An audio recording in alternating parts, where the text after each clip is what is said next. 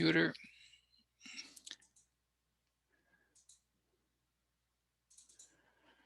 Of course. Okay, so I've sent you when I sent you the lecture, okay, when I sent you the lecture for lecture number 4, I've already included the solution to assignment number 2. I don't know if you guys noticed that, but I'll do it anyways so that we can go through it very quickly. And that's already included. If you go and open up the PowerPoint, the zip file for lecture number 4, you'll find this PowerPoint solution in there. I'm just letting you know, okay? So, okay, so here we go. We had, I might as well, I like always to annotate and write all over, okay? So we had a built-up beam spanning, I can't see it because this thing's in the way. We had a built-up beam, okay, we have to calculate the built-up beam and the bearing length. So, okay, so joist spanning 4 meters on each side. Okay, so here's our beam going down somewhere. It's supported here, supported there. It's got a span of 2.4 meters, and we have joists on each side. I don't care how these things are supported, but basically you got 4.8 meters on this side and 4.8 meters on that side. So therefore that should tell you what the tributary width for this beam is. And our live load of 50 pounds per square foot. Okay, and then the beam is supporting finish susceptible to cracking. And the other thing was, oops. And then of course, so we start always by worrying about combination number 1. And like we know, we're starting to get so used to it that it doesn't necessarily always govern, and unless the dead load is really, really high. And number 2, and of course, this is the one that governs. Now that I've got my design loads, what I need to do is convert these design loads into a uniformly distributed load so I can do the analysis for the beam. And the way that I get my WF value, I take my factorial divided by the tributary width. And I know this looks redundant here, guys, because the span on each side is exactly the same, but this is what I do, okay? Like I don't try to do the calculation in my head and then I can accidentally make a mistake. I put the span of the joist on one side, the span of the joist on the other side, add them together, divide by 2, and that will become my tributary width.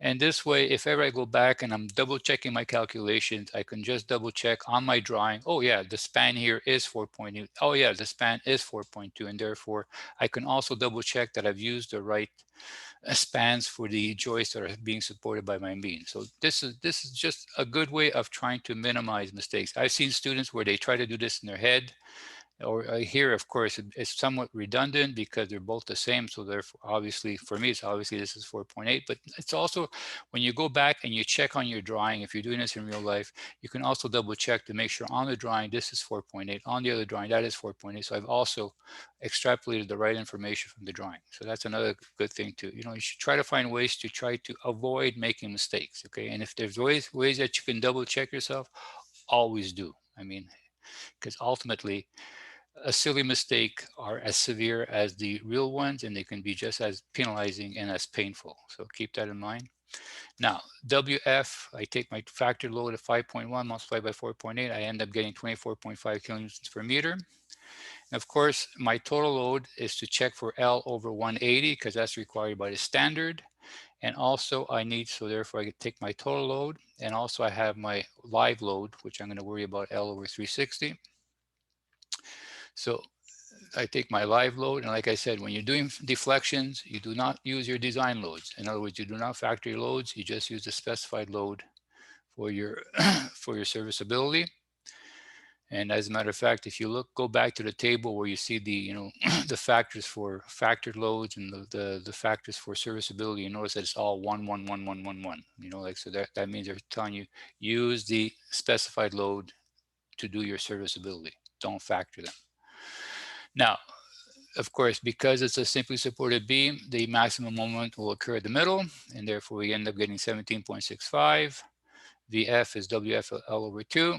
And then the first deflection for the total load, Okay, I should have put, for W, which therefore the standard requires a deflection and maximum deflection of L over 180.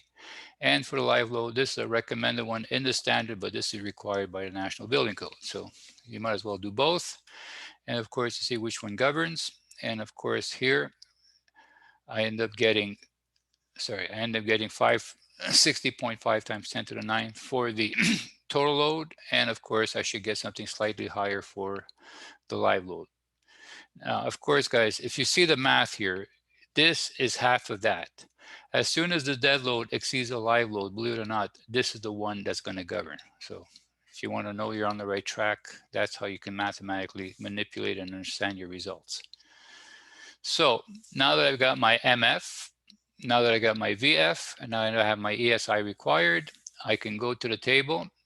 And like I said, I always like to go, like, of course, this is the grade and species of wood that we should be using in Quebec, because that's what 99% of the time you'll be finding at the lumberyard. And therefore I go look for, I always start by looking at my MR value. I need 17.64. So I go across and see where I can see 17.64. Nothing here, nothing here. So I can't do anything with a 2-ply. Here's 18. So this looks good. Sometimes I look at a 4-ply and I look at a 5-ply. Okay.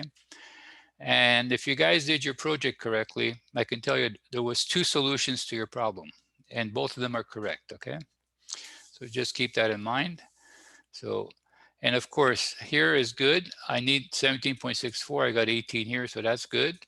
And now I need VR greater than 29.4, and of course I have 38.9, so that's good. And I need at least a 750, and I have 1,560, so that's good. So that's a good, that would be meeting all my requirements, both for strength and for serviceability. And therefore, this is what I would write down. I'm using SPF number 1, number 2, 38 by 235 4-ply. And therefore, I would put the MR value that I extrapolated from the table to show, yes. Can we use the 3-ply or like 38 by 2? By 286. Oh, wait, sorry. Yeah. Let me Yeah, go back. 38 by 286. Let me see, 3-ply. Yeah, that would work, sure. But well, like when in terms of choosing which one's like better, is the 3-ply better? Oh Since my it's God, you're right, guys. They're both good. They're both good. You understand? But but the like supply will yeah, not sorry, because of the MR. This is 17.6 and for the 3-ply it's 13.5. No, but the no, 38 by no. 287 is 18.2. Okay. Yeah. Sorry. So that, guys, you're absolutely right. They're both good. You understand? That's the either one would work. Now, are you asking me which one I would use? Yeah. Okay. Well, I'll tell you right now. Okay. If it all depends on the architect and the designer. Okay. Everybody follows? If, for example, I'm going to have my beam here, okay, and I use a 4-ply.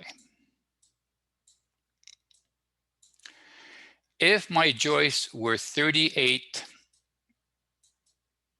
by 235, those are my joists, okay?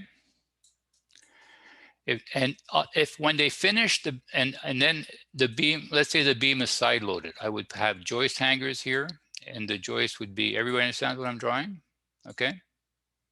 Everybody understands what I mean by joist hangers? Yeah. Okay. Yeah. So if, for example, the designer or the architect wants to see a straight line when they put the gypsum board, you understand? So that would be, I have no choice because of the, call it, geometric constraint that the architect's imposing on me. Everybody follows?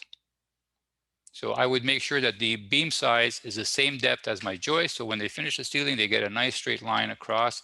Nobody will see where the beam is and where the joists are. If that's a criteria. Now, if there's no criteria, my choice is I would use this one. Why? Because by having and and I'm saying this is, let's say I have the same joist here. I still have 2x10s. Like guys, when I say 2x10s, I hope you realize I'm talking about this. Okay, this is 2x10s, and my built-up beam is 2x12s. Okay, if I use 2x12s for my built-up beam like this, okay, then I can take a 2x2, and the 2x2s are available. Okay, and I can nail the 2x2 here. And the 2x2, as a matter of fact, is 38 millimeters. I could nail the 2x2 here into my, and then this would act as, instead of having joist hangers, I would have all my joists resting on this 2x2, as long as the LB here required is not greater than 38 millimeters. So that's a nice way of creating the supports, you understand? And it avoids having to buy all kinds of joist hangers to support your joists onto your beam. So that would be my first choice, you understand? It's a nice What detail. uh, what would the Okay. nail spacing be? Wouldn't there be a lot of shear on those nails? Oh, we're going to calculate the nails. We're going to calculate. When we get to week number, the second to last lecture, it's all about nailing, and we'll be able to actually calculate if this nail has the capacity to carry that VF force. You understand? You know, or what I'm saying is that once I know my VF force here, right? I'll, and then I can specify whether I need one 3.5-inch nail, or I need to put two 3.5-inch nails. That's just a question of, it's a very quick calculation. It doesn't take, it takes like 3 minutes to calculate. And then I would specify on my drawing whether I want to have one 3.5-inch nail in here, or do I want to have two, one side by side. You understand? So it's very simple to calculate. And this is such a nice detail. And then on top of that, to make sure that everything's still, I'd even ask the carpenters to toenail into, like toenail, so that this thing is, you know, is toenail it into the, so between the toenails here and the 3.5-inch nail there, it would be ample. So that's a nice detail that people don't do anymore, you understand? But that would be, if I was framing this for myself at my house, instead of buying all those joist hangers, because I don't know how much they charge me, I'd buy just a little piece of 2x2 to create the support for the joist. But now the thing is that when you finish your ceiling, well, this is your gypsum, you're going to have a little bit of a bulkhead here. And that's going to be, you know, some people don't want to see that. But I do, because I know that's where my beam is. I'm a structural engineer. So, okay. So that's like, guys, as far as design goes, they are both very good. Okay. As a matter of fact, this one's even better. It gives you even a better stiffness. You understand?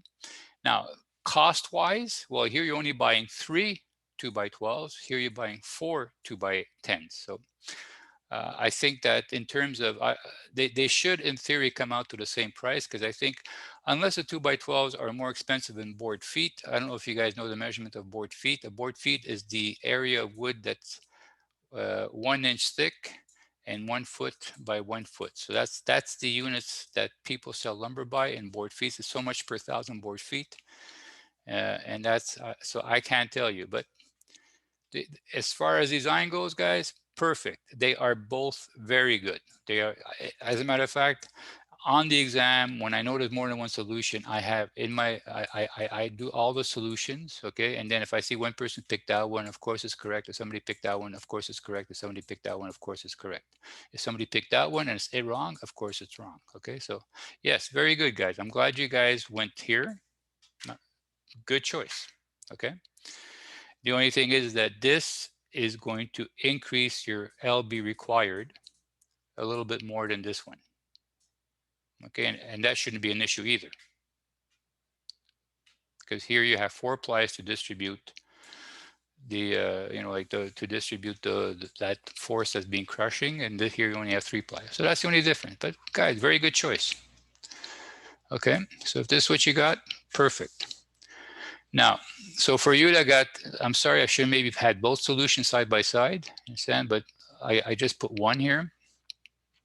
Now, as far as bearing lengths go, okay, this was our VF, because that's the force that is actually perpendicular to the grain, and that becomes our QF value. And therefore, I know that my QR, my big QR is my small QR times my LB, and I have to be greater than this value here. And like I said, I don't bother looking at the width of my beam. I simply take what the value is for a 1 ply. That's what I like to do. I always remember this one here, because I know it's always the same value, no matter what the species of the grade, I should say, of the wood is. But I know for SPF, whether I'm doing structural select, or I'm doing number 1, number 2, or I'm doing number 3, the small QR value is always 0.161, and therefore I tend to remember this like the back of my hand, and therefore I use this to do my, you understand? This is per ply, because in other words, it's per member that I'm using. And in your case, guys, you would have had a slightly higher, the guys that use a 3-ply, this should be higher. It should be higher by whatever the math is. Shouldn't Sorry? be 4-ply? Yeah, Pardon? you choose 4-ply, not 5-ply. So this is a typo. So I think it this for is 4-ply it should be 45. this is a typo, so I probably I apologize for that. So this is a typo, so you should correct that. Even in the slide that I sent you, put a 4-ply there and correct that. And so let me correct it right now. So I apologize for that. This is a typo. I wasn't paying attention, so I have a 4-ply. And what's the answers? I don't want to have to do it on my calculator. 45.7 millimeters. 30. 45.7. Okay, I'm sorry. Thank you. So 45. What point? What 45? 0.7. 0.7. So it's 48 millimeters. Okay, so I apologize for that. That's a typo. And that's it. So guys, very good. I'm glad you guys found, you know, some of you came with one solution, came with the other solution. And of course, the guys that use 3-plies, this should be even be bigger. Okay, so because you're only using a 3-ply here. Okay, so this is, you know, I hope you're starting to feel comfortable on how to design built-up beams. And like I said, guys, in residential construction, unless you start looking for very, very large spans, in other words, spans that go over 12 feet, you know, like very rarely, you know, like in let's say modest price homes that people care about, you know, creating big spans, because they have unfinished basements, so they tend to put, you know, more and more columns, and therefore it is very, very typical to use built-up beams to support your floor structure. Okay, and then of course, if you start getting into wider beams, then there's like this products like Paralam. It looks like laminated plywood, but these are actual beams, and those end up being really good because they can carry a lot of load for bigger spans. And after that, ultimately, you know, you can always use a steel beam, okay, with steel columns, and support your wood structure, you know, on your steel beam. Yes. I don't think I really understand what the ESI is. Like, is that the deflection? I don't really understand what that is. The EI? Is that, yeah. Okay. Okay. The EI is called the stiffness of the beam. How stiff? Okay. I thought it was like how much it will bend. Okay. Well, yes, it is how much it will deflect. Don't say bend, deflect, because bending is moment, okay? So in other words, if you want to know how much a beam will bend, it all depends on the modular elasticity and the moment of inertia. And the two of them combined, we tend to call that the stiffness of the beam, okay? So, I mean, just so that you can appreciate this, okay? Any deflection equation, Rena, okay, any deflection equation, okay, in the denominator, you have two variables, E and I, okay? These will be in all the denominators. If you ever go to beam formulas and you look at all the beam formulas, every deflection equation is going to have an EI in the denominator, okay? So now you can appreciate the bigger this is, the smaller that becomes, because it's in the denominator. So in other words, if I have a high E like in steel, you have an E about 200,000 MPa, right? Whereas in wood, for example, for SPF, because each species has, okay, SPF, the E for wood is about 9,000 MPa. So you see the difference between wood and steel? So right away, but the difference is that in steel, you've got these very thin, flimsy plates, okay? So the I becomes relatively small. And then of course, in wood, you got these big bulky things like this, okay? Which tend to give you a little bit more I, but basically that's why steel okay, can give you a fairly stiff beam because of this high E value. Okay, as in wood, the E values are relatively small. Okay, like and this is off the top of my head, but I think no, sorry, no, this is not the E value for wood. This is the, anyways, I don't remember off the top of my head, but I can tell you that for wood, it is much smaller than for steel. Okay, so so that's what EI is. Okay, the modulusicity multiplied by the moment of inertia, and that's called the stiffness. So if ever you hear the stiffness of a beam, it's those two values multiplied together. Okay, and therefore, if ever you want to minimize deflection and you have no choice of using a certain material, the only choice you have is by increasing the moment of inertia. That's what you do. Okay, is that clear, Rena? Yes, thank you. You're welcome. Okay, so now, so today we're going to start learning about, excuse me, let me just go back to, okay, well, I'm going to close this. Yes, save it. Might as well save the mistake.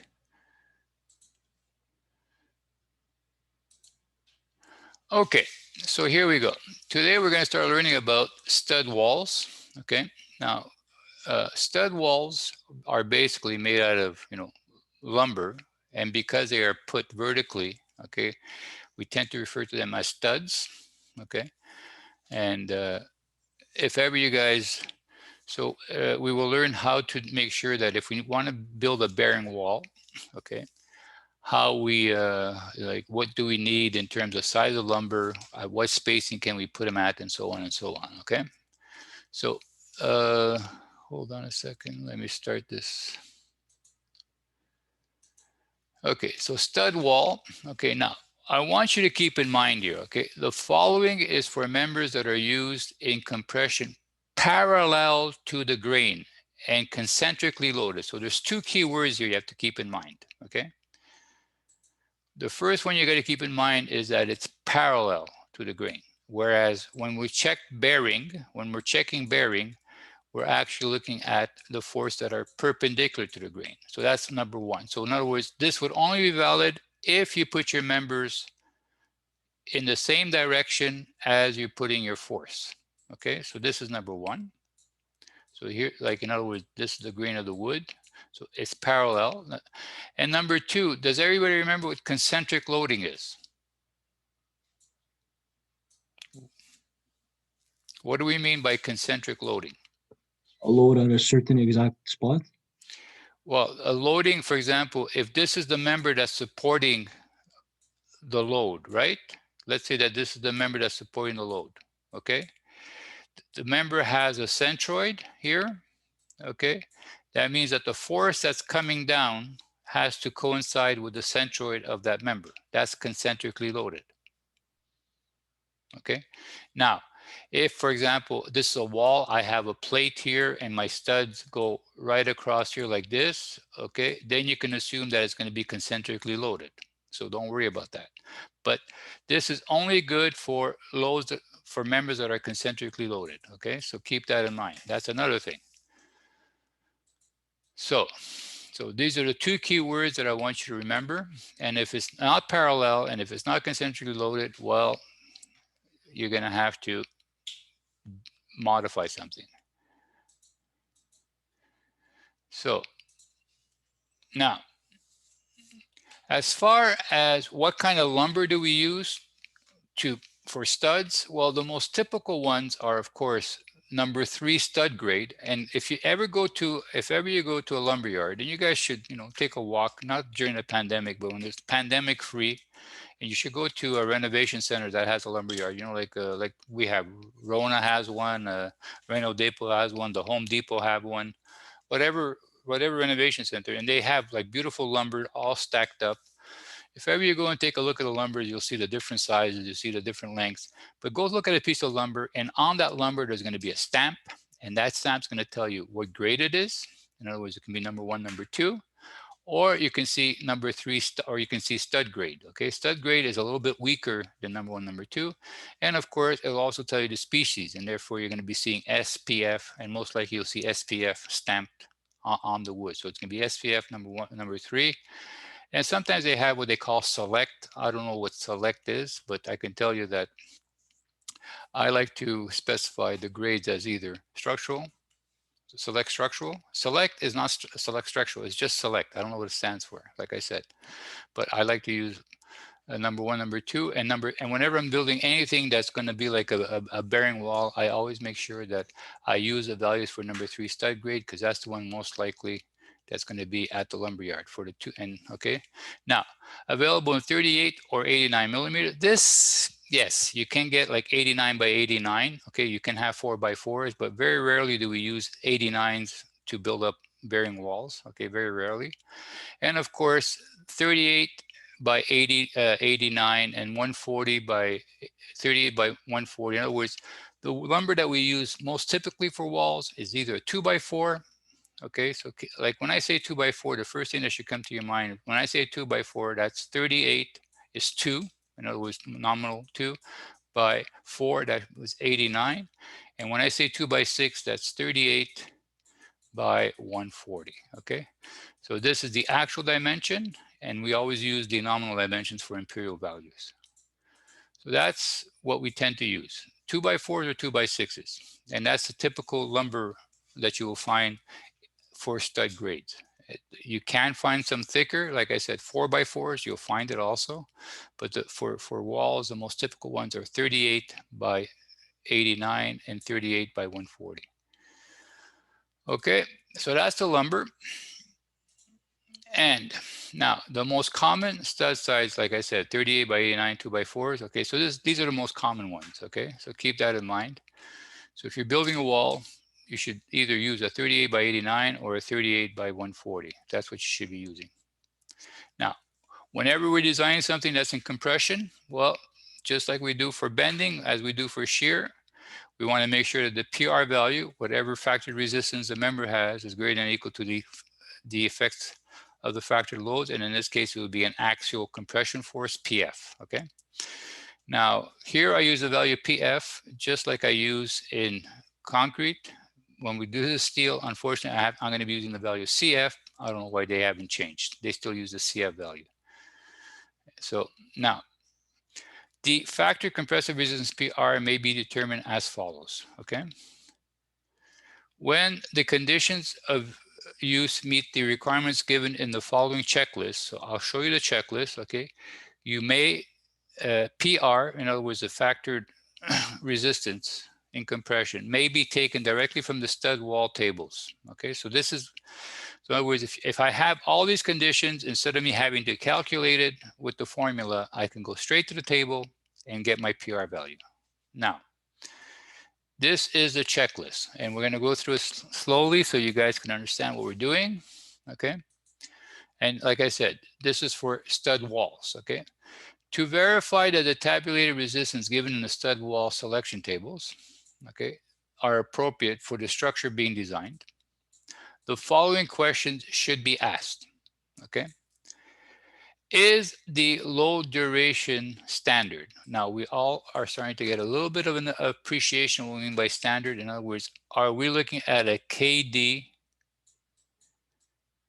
equal to 1.0? In other words, dead load plus live load due to snow or occupancy, and that's the standard load. Okay, so if you're designing for a roof structure, if you're designing for a floor structure, yes, you've got a standard load. So right away you said yes. Are the service conditions dry? So if you're building a bearing wall inside a home, and hopefully, you know, that the envelope can keep out all the elements, in other words, the rain and the snow, and it's going to keep everything nice and dry. So therefore, our KS value is 1.0. Yes, okay. Is the material free of incision or strength reducing chemicals? Well, if I know I have a sand load and I know I have a dry condition, I do not have to treat my wood in any way. So most likely my KT value is going to be 1.0. Okay, so far so good. So if I'm building a bearing wall inside of a building, I'm going to say yes, yes, yes. Okay. Now, are the studs effectively pinned? and laterally restrained at both ends, and prevented from buckling about the weak axis by wall sheeting. Now, this is something that I want you guys to read by yourself and tell me what you understand from this.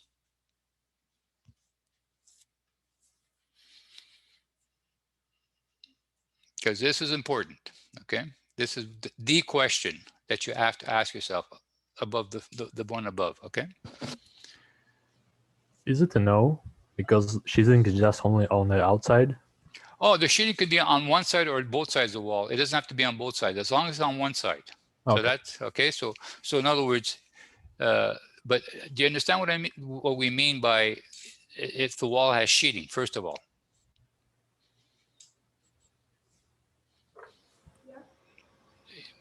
Now, sheeting could be anything, guys. It can be a sheet of plywood. It can be a sheet of OSB. It can also be a sheet of gypsum board. Okay, sheeting is sheeting. They don't say like plywood sheeting or OSB sheeting. It says sheeting, okay? So even gypsum board can provide wall sheeting, okay? Okay, so what they're saying here is, first of all, are the studs effectively pinned, okay, and laterally restrained at both ends? So for example, if this is my stud here, okay, can I consider this to be pinned here and pinned there, okay? Can I consider this condition to exist based on how I'm going to be building my wall?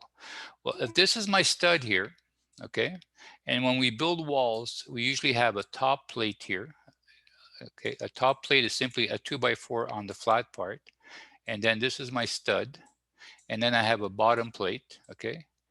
And normally we will drive 2 3.5-inch nails or 3-inch screws, okay?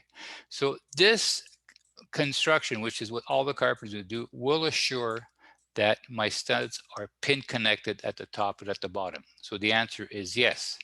Now, if I know that I'll never have any wall sheeting on this wall for whatever reason, in other words, it's going to be a bearing wall and they're never going to go finish the basement, they're never going to put any kind of sheeting, the answer would be no. So therefore, I cannot use this table. So for me to use this table, not only do I have to have the top and bottom plates properly creating that pin for the stud, I also need a wall sheeting on so that the wall sheeting can laterally support the member. Like in other words, here's my wall sheeting here like this in plan view. And when I nail the wall shading to the member, it laterally supports the member about the weak axis. In other words, about the B axis. This is B here, and this is D. So that's what the wall sheeting does. It provides lateral support. In other words, it reduces the unbraced length of the stud with respect to the B axis. And if the answer is no, you should not be using the tables. Now, of course, today I'm going to show you, we're going to say no to the problem, and I'm going to show you how you can resolve and solve your problem anyways. But okay, so that's the other condition. And I want you guys to be aware of this. This is a very important question, okay? And what people tend to also always forget, this thing about the wall sheeting, preventing buckling about the weak axis. So remember, when we're talking about studs, we don't talk about IX or IY. When we talk about studs, we talk about B and we talk about D. Okay, B is the weak axis because, like for example, you can appreciate ND. Because if I take the moment of inertia with respect to B, 112 with respect to B, right? Then what happens is that this D becomes, and B becomes cubed. That's the moment of inertia with respect to B, and the moment of inertia with respect to D is 112 B D cubed, and of course, since D is much bigger than B, this becomes a stronger axis, okay? So that's how you can try to remember it.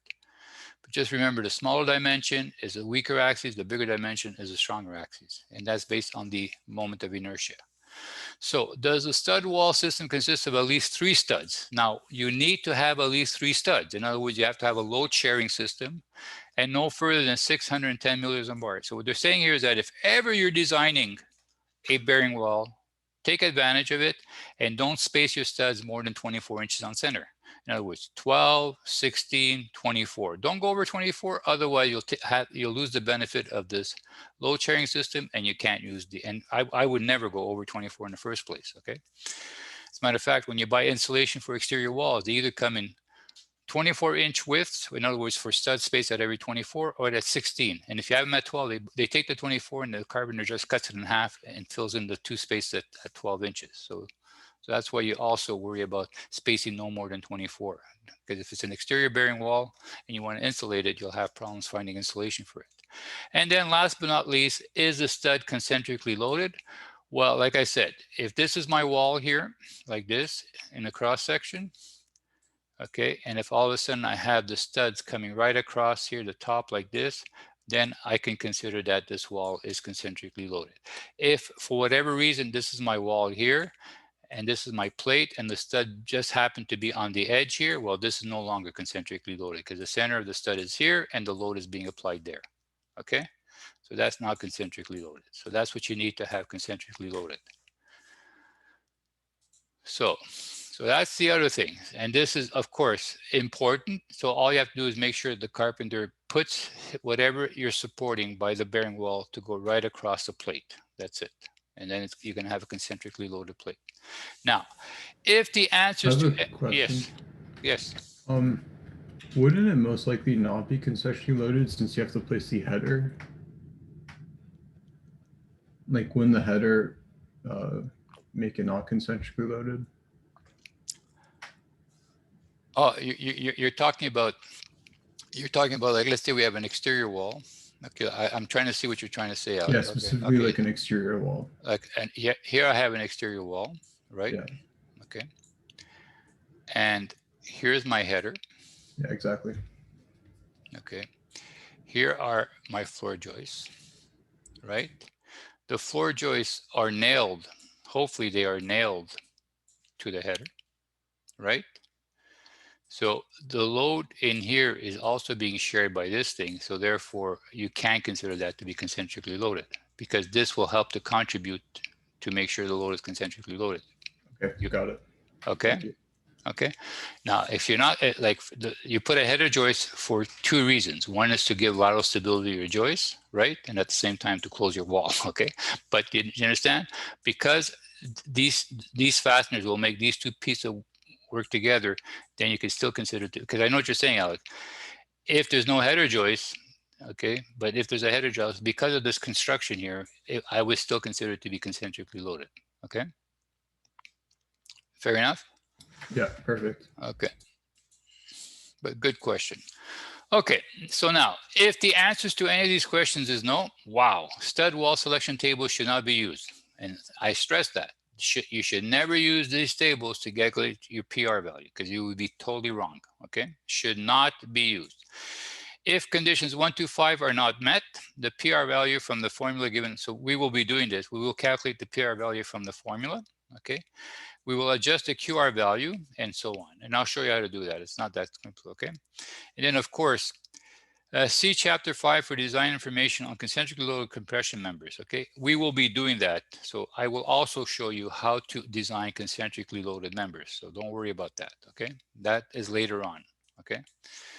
So we will learn how to design them concentrically, and then we will learn how to design them when there's no if the load is not concentrically loaded. So we'll learn how to do both. So we won't be stuck by saying, I don't know what to do now because I only know if they're concentrically loaded.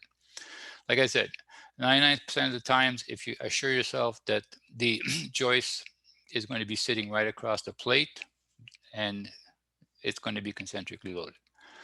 So that is very important, guys. This is something that, and that's what I like about the handbook. And for every table that the handbook has, it has these checklists and it tells you yay or nay with regards to the values in the table. Now, I'll tell you the drawback when it comes to compression members is that if you say no to any one of these, okay, it's not like the joist tables that you can modify the value and then still go to the table. You cannot use the tables whatsoever. You have to do everything according to the formula. And that's one of the things about compression members because it is not linear, okay? So now this is, so I only gave you one because like I said, if you buy the handbook, you'll have different species, you'll have 38, you'll have 89, you'll have a whole bunch of tables, you know, if you want to spend the $200. But trust me, if since we are here in Quebec, and since SPF is the most likely grade that you will find, and of course, I would not even bother with this, and I wouldn't even bother with this, okay? Unless I'm using 38 by 1. I might find some 38 by 140 when it comes to, you know, some lumber, okay? But they won't be the studs, I can tell you that much. This is a table that I will use, okay? So this is, for example, the way it works is very simple. Depending on how long the member is, okay, starting at 2 meters. And of course, if you have a meter that's 1.8 meters, okay, and all of a sudden this PR value is okay for 2 meters, it's definitely going to be good for 1.8. So if it's shorter, don't worry about it. Only if it's longer. Now you'll notice this table at one point, okay, at one point it stops giving values. And I'll explain that later on when we talk about slenderness ratios. That's because at this point here, the slenderness ratio here exceeds 50, and therefore there's no more values, okay? But basically, but this is a good range for walls. I mean, walls will start from about 6 feet. As a matter of fact, the average height of walls in a regular house is about 2.4 meters, okay? If you have a more expensive house and they happen to go to 3.2 meters or 12-foot ceilings, I mean, you're still talking about a range that is within what we normally find walls in homes, okay? I mean, yeah, you can get into some 16-foot walls or whatever. But so this is a pretty good range here. And basically what you do is, of course, once you've answered yes, yes, yes, yes, yes, yes to all that checklist, once I've calculated my PF value, I simply come here and look for a PR value that's going to exceed PF. So basically, if I have a PF value, I've calculated my PF value was 9.2 kilonewtons, and I have a length of stud that is 3.0 meters. So I come here, I start at the 3 meters, I go across. Oh, look, I can get away with a 2x4 because it has 9.6 for PR equal to 9.65 greater than or equal to PF. I will use an SPF number 3 stud grade, 38 by 89. Paf, there's my answer, okay? And on top of that, to look for QR, I simply go to the bottom of the table and there's my QR value. Because what this table does, they're assuming that when you put your stud, you're gonna have a plate here, okay, a bottom plate and the top plate, and they've already calculated you the QR. Like if this is a 2x4 wall, this is going to be a 2x4 plate, and they all already calculated for you the QR value that this plate can resist. So it's right at the bottom of the table. So if I have a 2x4 wall, there's my QR value. If I have my 2x6 wall, there's my QR value. Now, I don't know why they gave you 2x8s. I haven't seen too many 2x8s number 3. Usually 2x8s are number 1, number 2, okay? So, I mean, these are more like joists, and I haven't seen too many 38, and I think there's a footnote here. 38 by 184 lumber is available number 3, but not as a, see? So it's available as a number 3, but not as a stud grade, okay? So there you go, it's available. Like I said, I haven't seen this very much in lumber yards because not too many people use that, okay? So is this table clear how to use it? We simply answer yes, yes, yes to the checklist. We know the length of our stud. We start by looking at our length. We go across. We disregard what's here. We disregard what's here. We're always going to be using this number. Of course, we're using SPF. And once we have our length, we go look for a PR value that's greater than PF, and bang. So it's either going to be a 38 by 89 or a 38 by 140. And then, of course, here's our PR values. Okay. So that's how simple that is. I mean, for me, of course, but I hope it's not going to be that hard for you guys to understand either. So now, when the conditions of using do not meet the requirements in the checklist, PR should be calculated by the following formula. So here's the formula. PR is the lesser of. Now, there's 2 choices, okay? Number 1, PRD. Now, D means that it's the D dimension that will govern the design, not the B dimension. In other words, it would be the width, the depth, not the width, B. So therefore, phi FCA KZD, blah, blah, blah, okay? And we'll go through each one of these variables where D is the depth of the member, or PRB is phi. In other words, you'll notice that it's exactly the same thing, except here you'll use the size of D, and here you'll use the size of B, and you'll calculate the slenderness based on D, and you calculate the slenderness based on B. That's what it means, okay? Now, you can do this, you could do that, but I'll show you which way you should do it so that you decide right away whether I'm going to be using this one or that one. I'll show you what I call the, okay?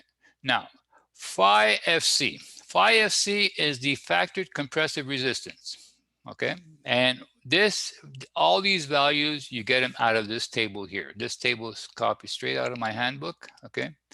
And it's not that complicated, okay? We'll go take a look at it. So here are the values of phi FD. Okay, now, first of all, remember that this is an MPa. Okay, so the values are in MPa. Therefore, all the multiplications you do are going to end up being in newtons because you're going to be using the area in millimeters squared, and therefore you're going to have to multiply by 10 to the minus 3 to convert everything to kilonewtons. Now, these are the different species. Like I said, if you were out in British Columbia, you'd be looking at this table here, but we're not in British Columbia, okay? So this is what we're looking at us, okay? Now, so basically, we won't even bother looking at select structural. We won't even be looking at number 1, number 2. As a matter of fact, this is the only line that we'll be looking at in this table, okay? Because we're going to be using SPF, number 3 stud grade when we select our lumber for our bearing walls. Now, here, if you have a dry service condition, okay, this is the value of phi FC. Now, that whole table, okay, that you saw there was based on this value because the load is standard. Now, even if I have dry untreated, if I have a permanent load, the value drops down. And when I have a short-term load, the value drops up. So as soon as KD changes, if I have a long-term load, okay, if I have a long-term load, I cannot use a table. I have to come and take the value here and do my calculation. If I have a short-term load and I want to be lazy, I can take this value here and just penalize myself because I'm taking a lower value. So that's about the only one where I would understand. But I would still, when we do the whatchamacallit form work, because it's short term, we will definitely be using this value here. So this is for dry. So this is where your KS, even though my KS is equal to 1, the load duration has an impact on the different values of how much compression it can hold. Just keep that in mind. Now, if it's wet, okay, for wet, depending on standard, whether it's KD is 1, KD is permanent, KD is short term, these are the values. You can appreciate that they're going to be slightly lower than dry, but these are the values for phi FC, okay? And then, of course, wet treated wood, okay? If you look at that, look at this, even lower, okay? So if you have a non-standard load, in other words, a permanent load, and you happen to have wet service condition, and you happen to have treated wood, well, you're down here, okay? So you're actually using this value here, the lowest of them all, to calculate your PR value, okay? So that's, that's where you get the value, just to get the value of phi C, and like I said, it's an MPa, okay? Now, guys, it's good that you read the footnotes, okay? For a system consisting of at least 3 studs spaced no further than 610 millimeters apart, okay? For a single member, you take the values in this table and they ask you to divide by 1.1.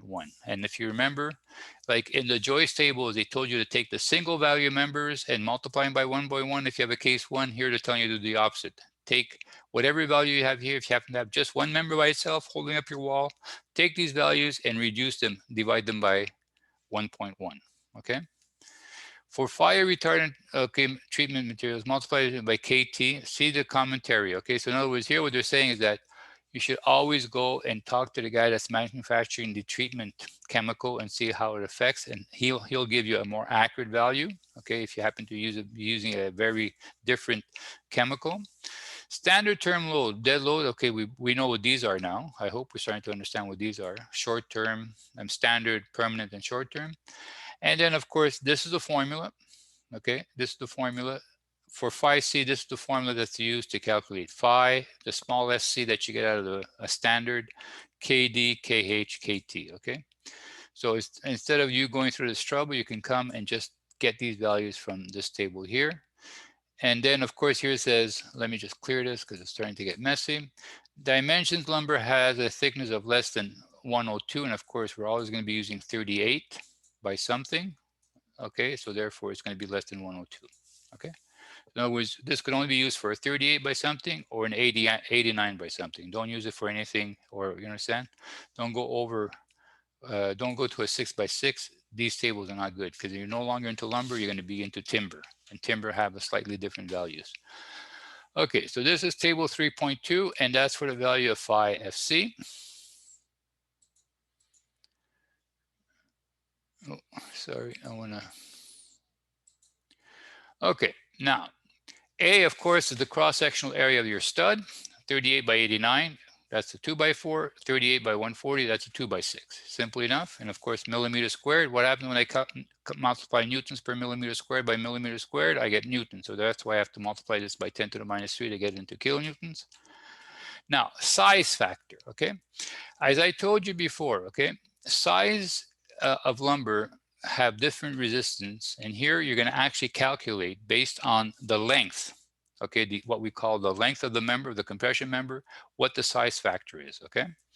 And this is, okay, this is KZCD. So in other words, this is the size factor that you calculate if it's the D dimension that governs, okay?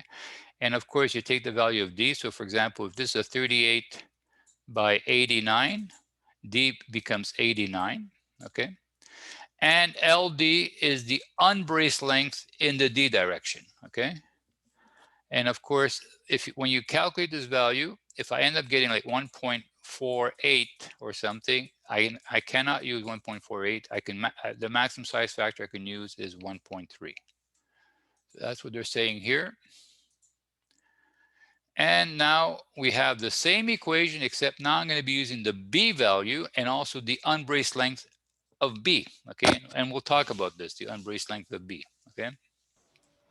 So, yes. So, I do not understand what's the KZCD. I'm sorry? Could you repeat this, please? Because I'm not getting how Yeah, you're can getting you it. re-explain it, please? Yeah, Sorry. okay. Okay, because I was going to do this in an example, and I was going to re-explain this size factor with an example, but okay. So here, let me give you an example. I'm glad you asked, so might as well do it here, okay? Here's my stud.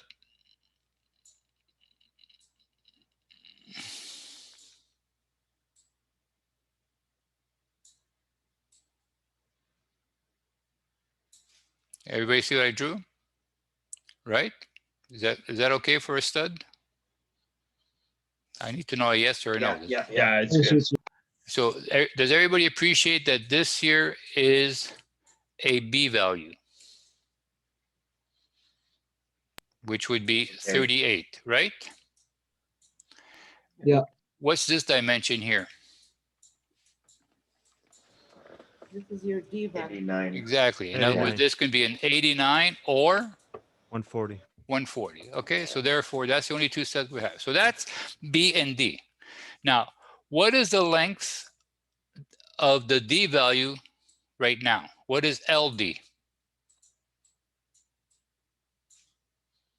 Well, it's the height of the stud, right? So for example, if my stud is 8 feet high, right? So it would be 2,440 millimeters. Everybody understand? Yes. What is the height for the B value? It's the D value. Well, I'm talking about, first of all, what is LD? This is equal to LD now, right? Everybody understands? In other words, this is the length of the stud that is not supported in any way. So the whole height becomes LD. Everybody follows? What is the height of the stud along the B? It's the same thing. Isn't it the same? Exactly, it's the same thing. Everybody follows? Okay. Now, have you guys ever seen this? And I'll draw this right now so that you guys can see this, okay? Have you ever seen when you're building a wall, of course, I have a plate on top, I have a plate at the bottom, I have another stud here, right? I have another stud here, okay? And then they come and they put a blocking in between the two studs. Ever see that? Yeah. Yeah. Okay. So what do you think the blocking does? It prevents it from buckling as well. Buckle. Exactly. But which one is prevented? Is it the B or the D? It's it's the length of the B. The side of the B is prevented from moving, right? D. Okay. So therefore, if I look at it in pan view, this is it. Okay. The member is here. Okay. So it's not preventing the D from moving. It's only preventing the B from moving, right? Everybody sees that? Yeah. Okay, so therefore, all of a sudden, now this becomes the value of LB because now it's laterally supported from there to there and from there to there. But what is the value of LD? LD is not supported anywhere. So LD, for example, if this was exactly halfway, now LB becomes 1,220, but LD stays at 2,440 because there's nothing preventing LD from moving out of its place. I get it. Okay, you get it now? Yeah, it makes sense. Yeah. Okay, so that's what, and with the example, I'm going to reinforce this a little bit more. So what you always have to look at when you're looking at compression members, okay, guys, I don't know if you can see my ruler. Can you see the ruler? Okay, so Yeah. right now, the way that the ruler is, and I'll try to put the ruler so everybody, I know like, so here's my ruler. I don't know if you, okay. So right now, the very thin part is a B and the thick part is a D, okay. So right now, if this thing wants to buckle, it's going to buckle about the B, right? Okay, but Yeah. if I put a support in the middle, well, I'm reinforcing the B, but I'm not reinforcing the D. So I don't know which one's going to govern now. I'll check it. You understand? So the more supports I put here along the B, the more the D might be the one that's going to buckle, and that's why when we put sheeting and we put those nails in the sheeting, what are we actually doing? In other words, when I put a sheeting here on the outside of the wall, I'm going to redraw this. I don't want to redraw this. I'm trying to find a clear. So in You're other words, technically doing the same thing. exactly. So the wall sheeting, the nails that I'm putting through the sheeting, I'm actually reinforcing the B, and the D always stays the full length that it's not being laterally supported. And that's where the tables say, if there's no wall sheeting, you should not be using the tables because they've calculated everything based on the D being the one that's going to fail, not the B. Anyways, I don't want to confuse you, okay? So that's what they mean by L. First of all, this is the smaller size of the lumber. This is the larger size of the lumber. And this is the length that is not supported laterally of the lumber, okay? So here, if I look in plan view, here there's nothing supporting the D, so therefore the D becomes 2,400. But if I decide to put a blocking in between, well, I reduced and the B becomes laterally supported, and therefore this becomes the LB, okay? So, and with the example, we're going to reinforce this again, okay? So is it a little clearer now? Yeah. Yeah. A little bit. A little bit. Okay, guys, look, like, as long as you get an inkling of what we're doing, hopefully, but with the example, it's going to reinforce, give it a little bit more understanding. If not, we'll repeat this again, okay? So don't worry about that. Because this is one of the hardest things to understand, like what is the unbraced length of a compression member? And we're going to be doing this in steel also. So, you know, and it's going to be slightly different in steel, but we're going to be doing the same concept, okay? Okay, so that's the size factor.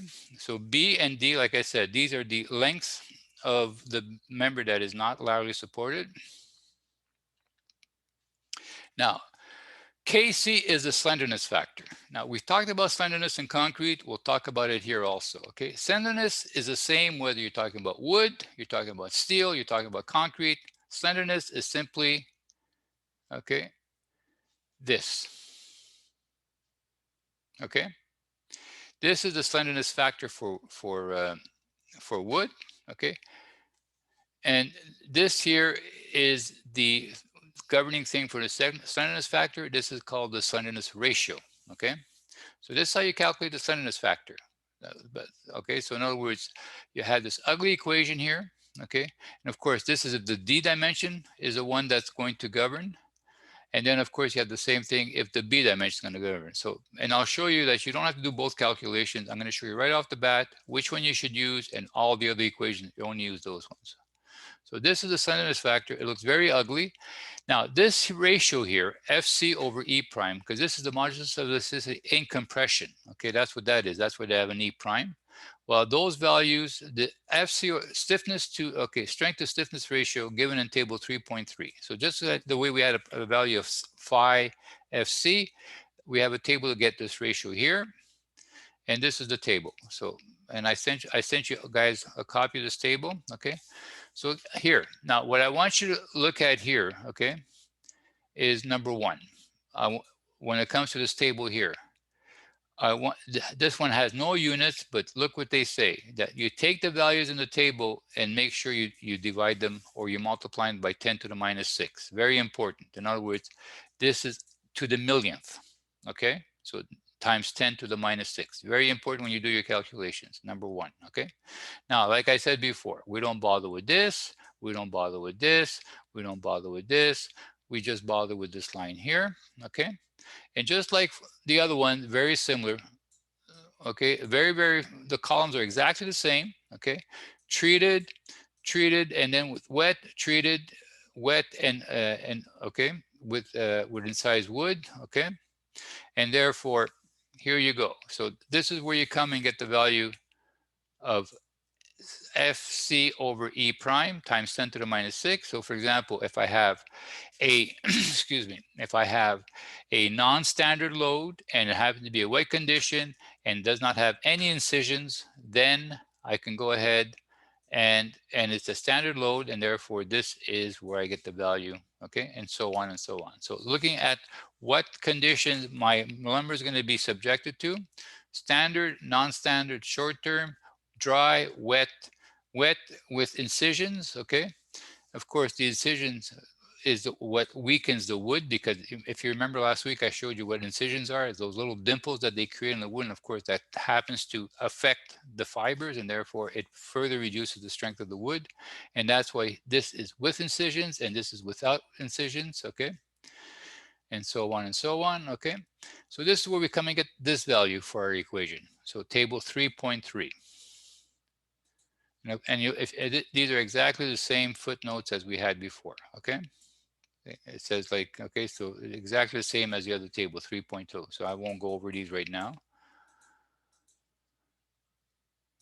So that's that. And now, after that, this is in here. This, remember, what you see here was what we saw on the previous page. This is just a size factor. This is from the table. This is the only variable we haven't seen yet. And this is the slenderness ratio, okay? Now, the slenderness ratio is KELD over D, and this is very important, okay? If this ratio goes over 50, no good, okay? So in other words, the maximum slenderness ratio you can have in wood is 50, and that's why when you looked at that table there where we saw the PR values for that 2x4, when it got to a certain length, it got greater than this value here, and that's why they had no more values, okay? That's what limited the values in the table. So that's with regards to the D values, the CC. And then of course you have the same thing in the same slenderness ratio, okay? So whenever you're designing something, the first thing you do is you calculate this, okay? Now, I'm gonna say it here and I'm gonna repeat it 4 or 5 times throughout the lectures and throughout the course, okay? I'll tell you right now, and I want you guys to remember this. If you can remember it now, I would appreciate it, okay? When you're calculating this value here, okay, when you're calculating this value here, it has to be anywhere between 0 and 1, okay? If you happen to get something greater than 1, you did something wrong. Any value that you put in this table here has to fall between 0 and 1, okay? And that's how you can double check to see if you're on the right track. So if I'm doing my calculation and I'm getting 3.72, don't do nothing, it's wrong. Okay, so any value you stick in here has to be between 0 and 1. I can tell you that right now. It cannot be greater than 1. And of course, it will never be less than 0. I can have a value as low as, and then the other thing to keep in mind is that the closer The closer this is to 50, the closer you get to 0. Okay, and that's how this works. Okay, and the closer here you are to 1, the higher you are to this table. That's how the slenderness ratio is going to affect this factor here. Okay, so like I said, I'll repeat this again. Every time I do an example, I'm going to repeat it again. So I want to reinforce this. So it's good for you to know that, you know, when you plug in your numbers and you get an answer that looks like, wow, it doesn't make sense, stop. Go back and ask yourself why. Okay, so these are the slenderness ratios. And of course, KE is the effective length factor. Now, in wood, everything, like if you're going to nail at the top plate, you're going to nail at the bottom plate. The two nails, you're going to create a pin, and therefore the KE is 1.0. Okay, so that's the most typical value that we're going to use in wood. It's the easiest one to create because of how we can fasten the two together. And of course, here it's very different from, okay, so here are, and we're going to have different ones for steel and so on, and we had different ones for concrete. Now, very rarely will I be able to have a fixed condition in wood. Very rarely. I mean, I have a hard time welding wood. It tends to burn. Okay, so I'm just being facetious when I say that. Okay, so this is very rarely that you'll get this condition in wood. Very rarely you get this condition in wood. This is the most typical condition in wood if I have a top plate and a bottom plate and my studs are nailed properly to the top and bottom plate. So this is the most typical value that we have. This is, for example, you're building a balcony and it's on supports and there's nothing laterally supporting it, so it can move out of plane, and there you see that what happens is that the actual buckling length of your column can become even greater than what it actually is, and that's where these things can really penalize you. Okay, so this is when your structure can move out of place and your columns are no longer in the original place, and therefore the actual buckling length of your column can actually double up to what its original length, and these can seriously hurt you. So this is something you have to be very careful. Okay, very careful. So this is if the wind's going to push your structure, in other words, if you're relying on your columns to hold the lateral stability of your structure, be very careful that you take all of these factors into consideration. Or you simply brace, you make sure you put enough braces in your structure so that the braces will keep everything nice and straight, and therefore you're not relying on the columns to give you that lateral stability, and therefore you'll be able to stay within this value here. Okay, so be careful about this. So always remember, we don't talk about bracing very much, but that is one of the things that you have to constantly think about. So for example, when I'm building an exterior wall, and I happen to put my plywood sheeting on the exterior wall, well, it's the plywood sheeting that's going to create that lateral bracing. Okay, so therefore, yes, I can still use K is equal to 1. But if I have, for example, just 4 columns and I'm building a balcony, I have 4 columns and it's not attached to anything, and I don't bother putting some cross bracing in here, well, be very careful. This is the condition that you're going to be creating, and that can become very unstable, and I can guarantee you it's going to collapse on you. Okay, collapse, not necessarily because they're not strong enough, even because it's not stable. So keep that in mind.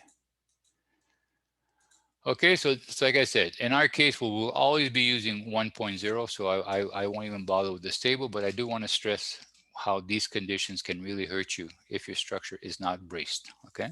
And if you're relying on the column to brace your structure. So there we go. So now we've gone through all of these variables, and of course LB, here, I can't see it because the menu popped up. LB and LB is the unsupported length associated with B, D, or with B. Fair enough. So now, bearing resistance, okay? To prevent crushing, sill plates should be designed so that the factored compressive resistance QR is greater than or equal to the compressing factor force QF. Okay, so that's simple enough. So in other words, the factor compressive force bearing on the sill plates is QF is equal to the PF. Everybody can appreciate that. What this means is that if I have a stud here like this, and it's sitting on a plate here, and I got a PF value coming down in my stud, of course that PF value is what is perpendicular to the grain here, and therefore the PF value is equal to the QF value. Okay, and like I said, if ever you're doing a multi-story building, remember the PF here is one PF and then another PF, and therefore your QF value here is the sum of this PF and that PF. And that's why they call it QF. You got to be careful. And therefore, then you have to make sure that this QF is the sum of those two. And that's the only difference between a one-story and a two-story building. It's your columns and your bearing that become a little bit more critical. So now let's do a simple example and put this all together. And how are we doing time-wise? I never checked the time. It's 4 o'clock, sir. Oh, it's okay. We're doing good. We're doing good. Okay. So now here's a simple example. We'll start off with being able to go straight to the tables and you understand? So design bearing walls for the following conditions. And of course, this one I'm going to make it simple. I'm going to be able to say yes, yes, yes, yes to the checklist. And therefore, we'll show you how simple it is when you say yes to everything. So stud spacing 600. And like I said, when you're spacing studs, don't go over 600. In other words, 610, 24 inches. We round this down to, so the stud spacing is 600. The stud length is 3 meters, which makes sense. It's a nice length, 10 feet. So that's nice, 10-foot ceilings, okay? And we have a specified dead load. Now, here I give it to you in kilonewtons per meter. So what I did here is very simple, okay? Here's my bearing wall. Here's my bearing wall like this.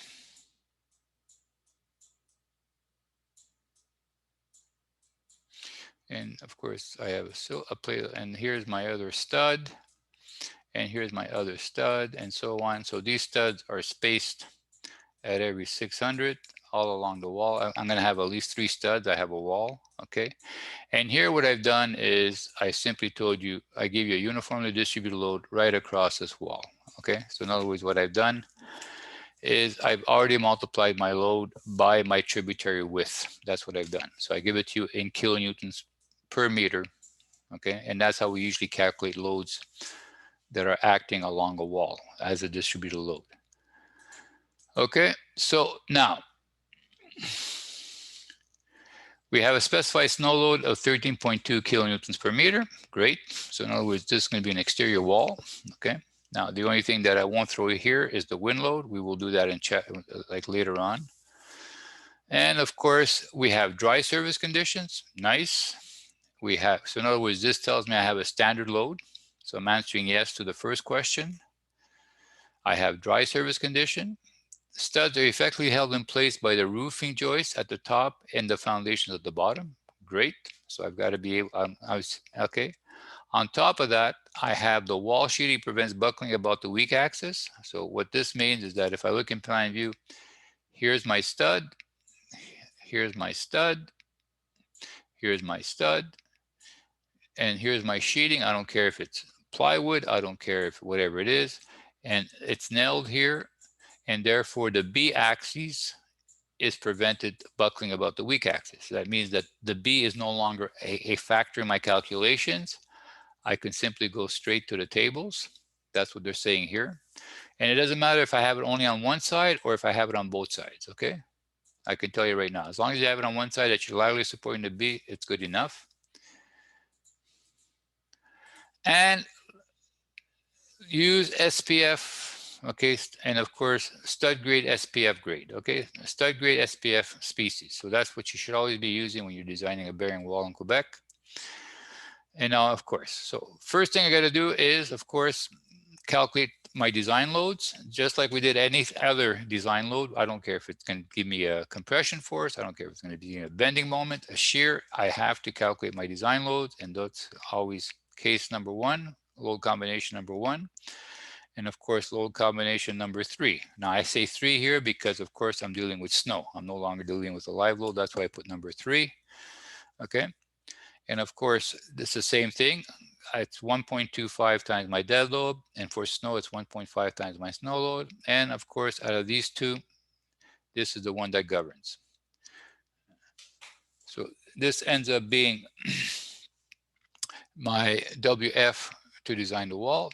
Now, if you look at this, okay, if you look at this, here's my wall. Okay, if you look at it, here's my wall, here's a stud. Don't look at the first stud, but look at most of the studs. Here's a second stud, here's a third stud, Here's a fourth stud. And of course I have, if it's a bearing wall, I have two plates on top. We'll talk about that, okay? So here I have WF. WF is equal to 27.3 kilonewtons per meter.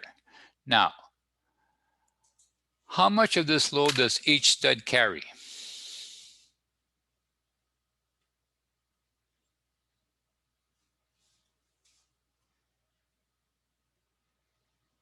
In other words, what's the tributary width of this stud? Sorry? The spacing, no? I'm sorry? Is it the spacing? Exactly, just like a joist. In other words, like half this load is going to go here, half the load is going to go there, and therefore the tributary width here happens to be 0.6 meters. In other words, the spacing of the stud. So each stud is going to be assumed to carry the same load. Does that make sense? Yes, sir. Yes. Go ahead, ask the question. I said yes. I understand. Okay, so I want you guys to be able to visualize this. In other words, like when we're going to be doing walls, we're going to do it slightly different because we're going to talk about a pressure, but it comes out to the same thing. I take the tributary width in one direction, I take the tributary width in the other direction, I get a tributary area, and that's going to be the concentrated load that's going to come down on the stud, okay? And the same thing as for a column. So, okay, so here we go. So now I've got PF, and this is where I say PF is WF times the tributary width. And of course, here the tributary width of each stud is a spacing. And therefore, I end up converting this, cancel that. I end up in kilonewtons, and that exactly is the units for force, is in kilonewtons. And therefore, I end up getting 16.4 kilonewtons. Now, if I go to checklist, okay, the design objective is that the PR value has to be greater than the PF value, and the QR value has to be greater than the QF value. And in this case, the QF value is exactly the same as the PF value because there's only one force coming down. And therefore, if I go to the checklist, okay, I go to the checklist, I say yes, yes, yes, yes, yes, yes. Wow, I can go straight to the table. Now, all I need to do is when I go to the table, I need to look at only two things, okay? I need to look at the length of my stud, and of course, go look for, in that row, look for a PR value that is greater than my PF value. In this case, look for something that's greater than 16.4, and then go to the bottom of the table and look for the QR value I have for that and see if it's greater than my QF value. That's all I need to do. So I'm gonna go to the, so like I said, I should have put out the checklist, but like I can tell you right now, we said yes to every one of them. So like I said, we come here, we start with just the most critical thing in a compression member is its length. Okay, so I don't bother with this. Sorry, I don't bother with this. I go right across here. Can I get away with a 2x4? No. So I need to go to right away to a 2x6. Like, I don't care if my PR is 31 and my PF is 16. As long as the PR is greater than the PF, I have no choice. The lumber is either made 2x4 or 2x6. So there's my PR value of 31, greater than my PF. That's great. And then I go straight down, and that's where I get the value of QR, right here. Okay, and that's going to be the QR for the plate that the stud is sitting on. So that's where I get the value of PR, and that's where I get the value of QR. Does anybody have any questions with regards to this table? I think it's fairly straightforward. What I want you guys to appreciate is one thing, okay? There's one thing I want you guys to appreciate. I don't know if you guys take the time of doing this. I mean, you can tell that I don't have a life, so I tend to do these things, but here. Here's a length of 2 meters, and here's a length of 4 meters. So in other words, this one is twice as long as that one, right? Look at the PR value when it's 2 meters long, and look at the PR value when it's 4 meters long. Don't you see how significantly different they are? In other words, guys, when it comes to compression members, it's not linear. In other words, it's not in proportion. It's almost to the square of the length of the member, okay? So keep that in mind.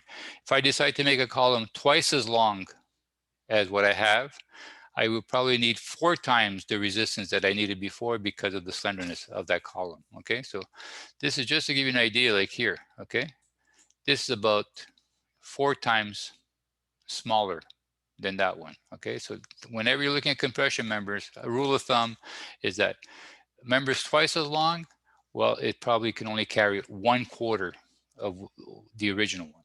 Okay, so in other words, it's to the square of the length. Okay, and that's where you see that here. Okay, and the same thing applies here, except like here for a 2x6 for some reason.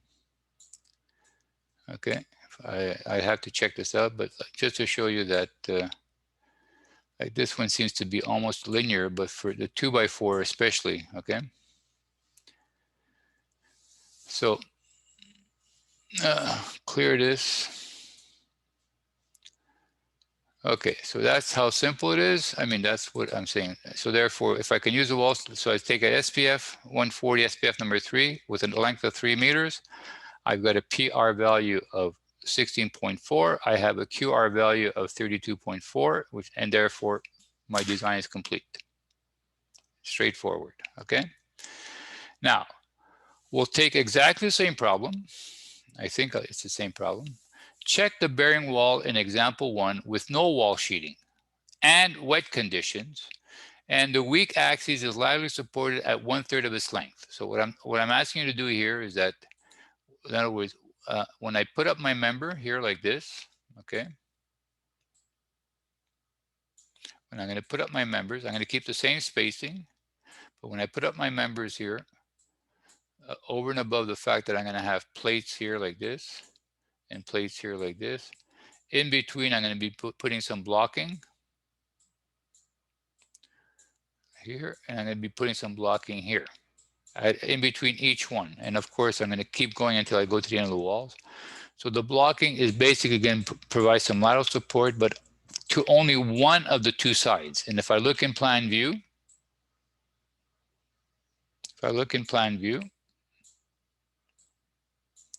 okay, if I look in plan view, the blocking only provides lateral support. Sorry, I keep thinking I'm drawing with the, this is the blocking here. And of course I have another stud beside it, and I'm sorry.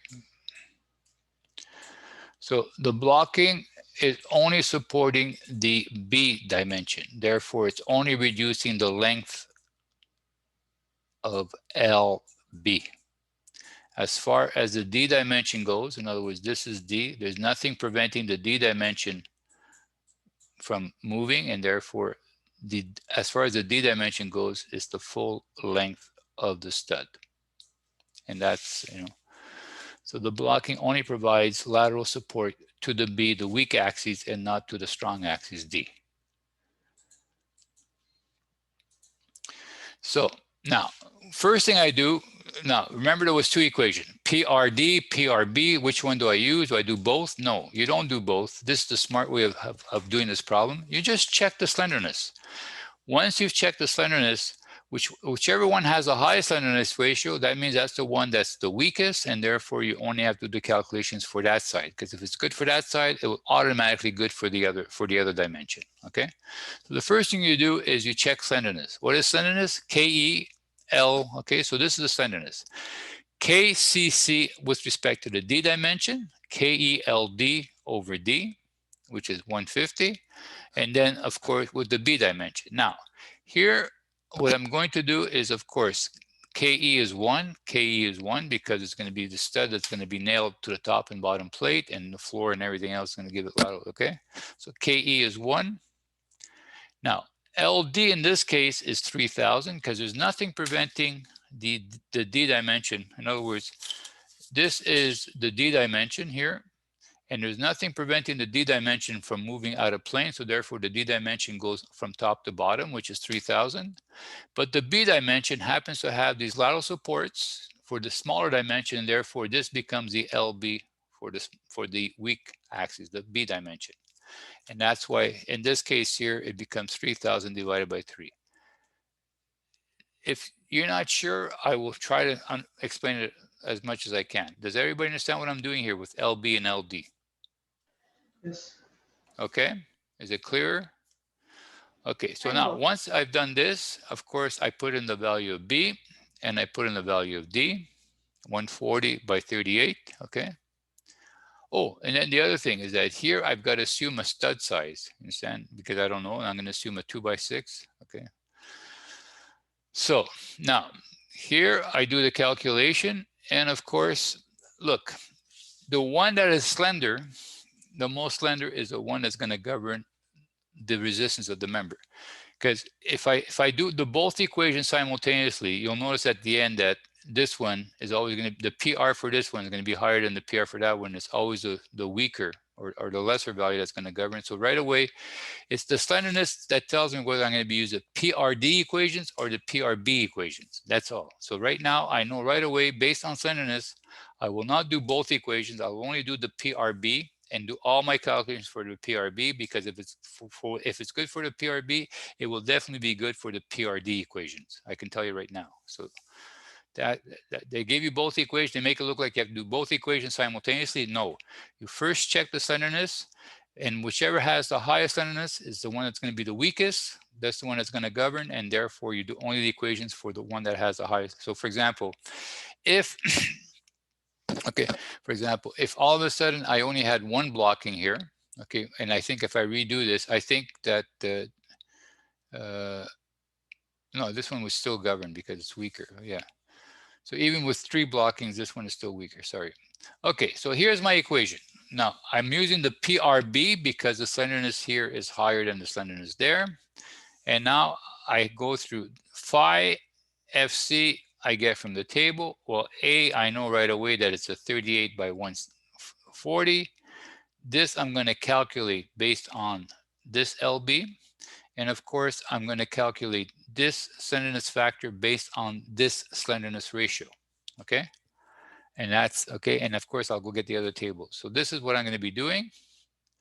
Now, phi FC, as we said, we go to table 3.2. So what do we have? We have here no wall sheeting. We have wet service conditions. That's the only thing that we have. We still have a standard load. We don't have incised wood. So all I have to worry about is standard wet. That's all I have to worry. And of course, SPF number 3 stud grade. So if I go to the table here, I go to the table, and so the first thing I worry about is, of course, in this row here. That's number 1. Number 2, I am in wet service conditions with no incisions. That's number 2. And then after that, I'm under a standard load. So therefore, that's the value of phi FC in MPa. Okay, so like I said, these are for, so we're always going to be working with this road. It's just a question, am I here? Am I here? And then even if I'm here, am I here, here, or here? That's all you have to worry about. So here, I know that the value of phi FC is 5.64 MPa. So once I've got that, I've already found, well, 2 of the variables, because it's 2 variables at once. This is simply 0.9 times okay, so therefore, oops, sorry, I'm just trying to, so I come here and I have 5.64 MPa. Now, what is the size? Well, the size is 38 by 140. That's, of course, that's the cross-sectional area of the stud. That's what we decided to use, a 2x6. Now, the size factor. Now, the size factor, this is the equation. Okay, 6.3, B is the width of the member. LB was that unbraced length that we used to calculate the slenderness, and therefore I simply put 1,000 here. Now, when I do this equation, you'll notice, I don't know if you guys want to try this on your calculator. I don't know if you know how to raise something to the negative power of 113. That's something I think you should be able to do.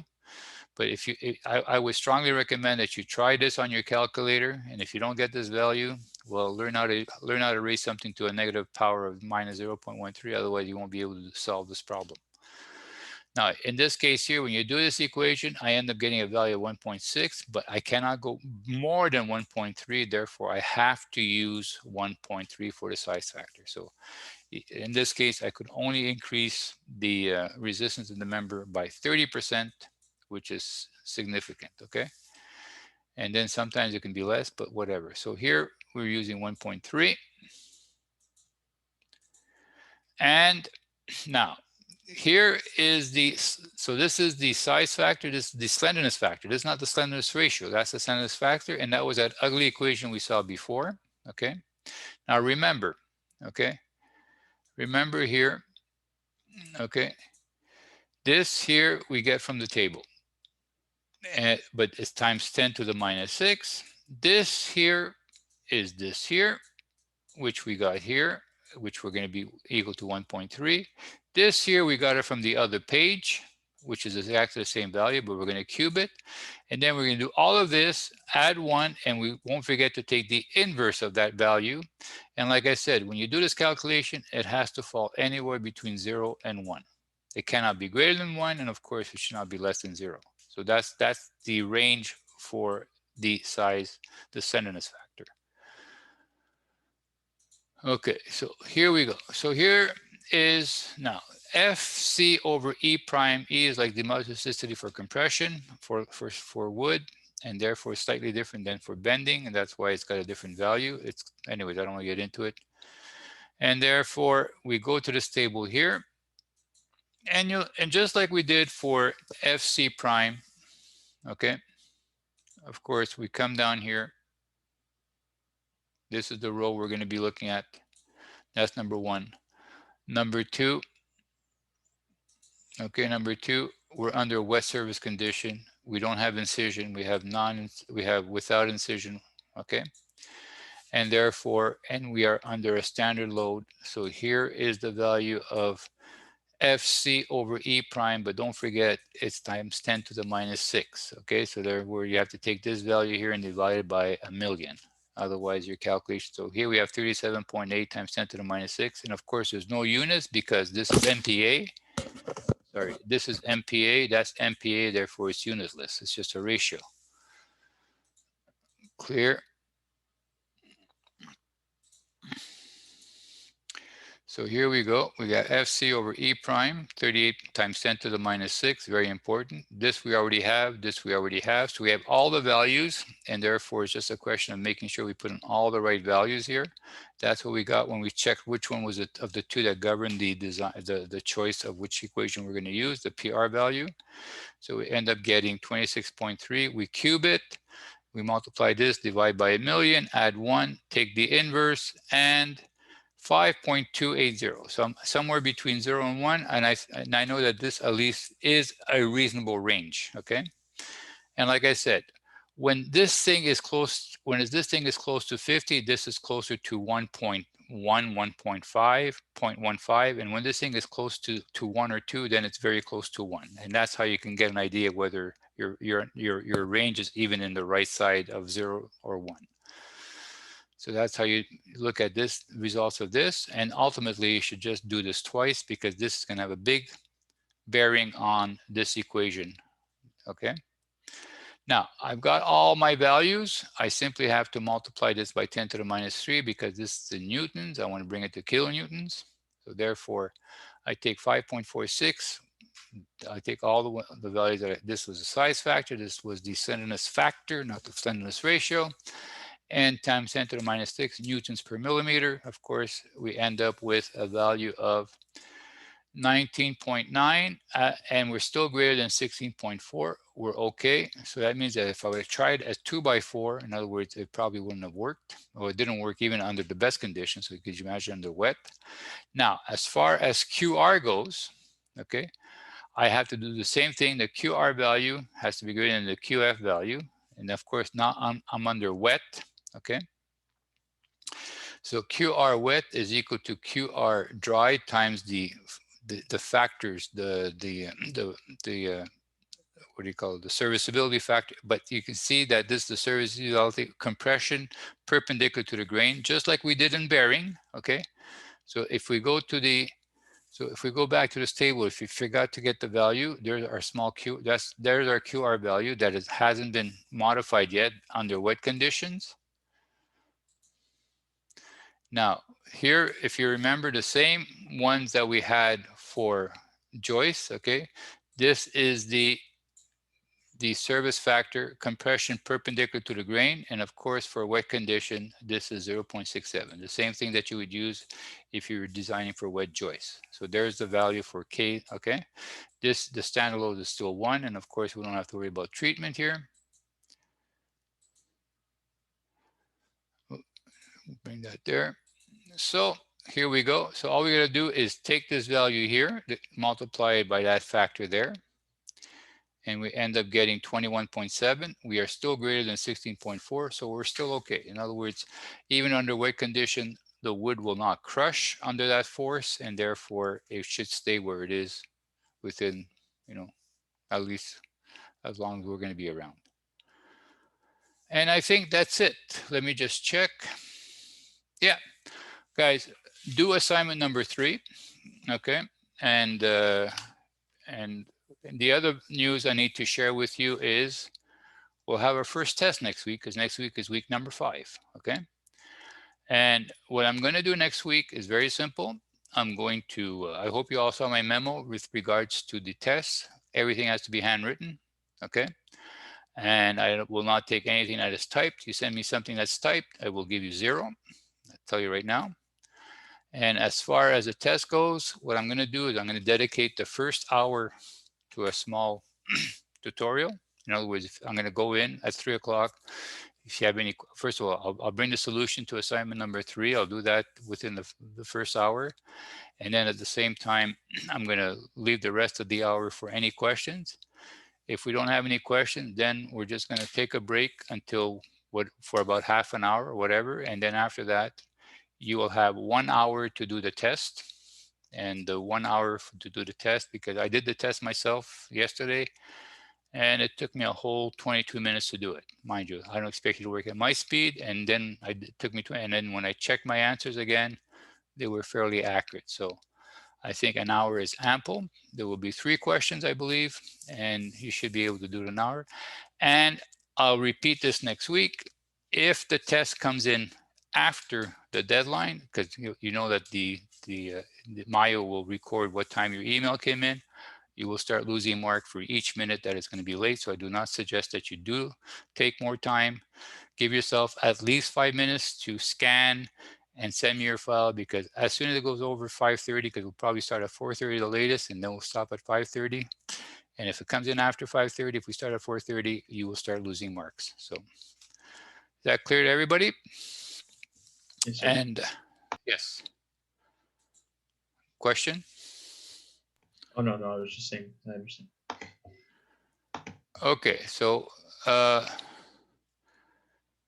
okay, so now I'm going to share.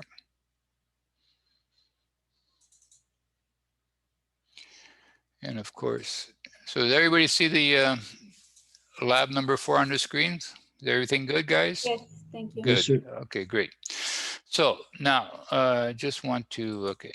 So basically, so far what we've done is, let me just turn to the next page. Oh, sorry, slideshow. At the beginning. Okay, so what we've done so far is when we designed the, when we designed the ground floor, okay, what we did is we said, okay, here's our beam, great, here's our beam, here's our joist, okay, and we're going to put the joist right across the whole floor. Great, okay, but you got to keep in mind that, normally we have openings in floors. In other words, we need to make openings for staircases and so on. Okay, so there's at least one opening for a staircase, unless there's no, communicating story from one floor to the other. Okay, and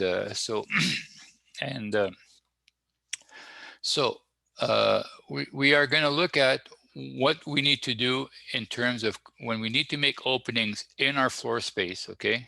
And this is going to help you, okay? This is going to help you to design that design for that opening. So these are, okay? like I said, I sent this, like if you go into Leah and you look under labs, I sent you this folder, and this here is in the folder, okay? And we won't talk about notches and holes, okay? But this is also good to know. Like holes, if you are going to make holes in a joist, always make them away from the shear. In other words, keep them away from where there's support and so on. But let's talk about openings, okay? Now, when framing around large openings, so in other words, you know, you got to cut at least 1 or 2 joists to make your openings, okay? Large openings, okay? The trimmer joists, okay, so this here are the trimmer joists, okay? So these are the trimmer joists. So all the glossary of what you see in here, you just look at this diagram, okay?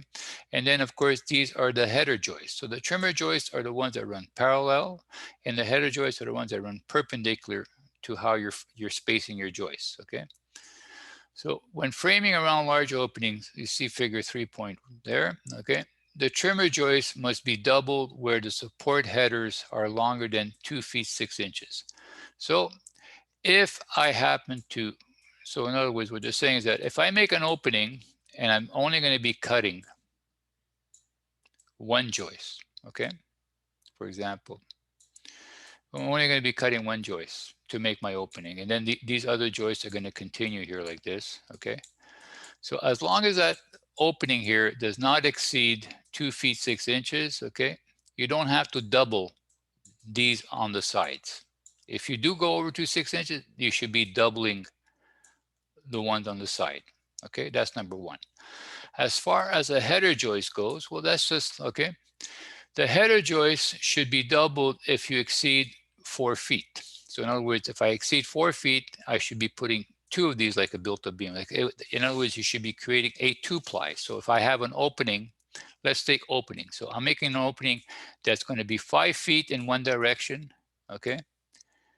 5 feet in one direction and 5 feet in the other direction. So what that means is I'm going to all of a sudden happen to have these joists that are framing this way, okay, happen to be cut, and these ones happen to be cut. So what they're saying here, since I'm going over 4 feet, I should double these header joists, and I should also double the trimmer joist. In other words, double the joist where the header joist is going to be supported by the trimmer joist.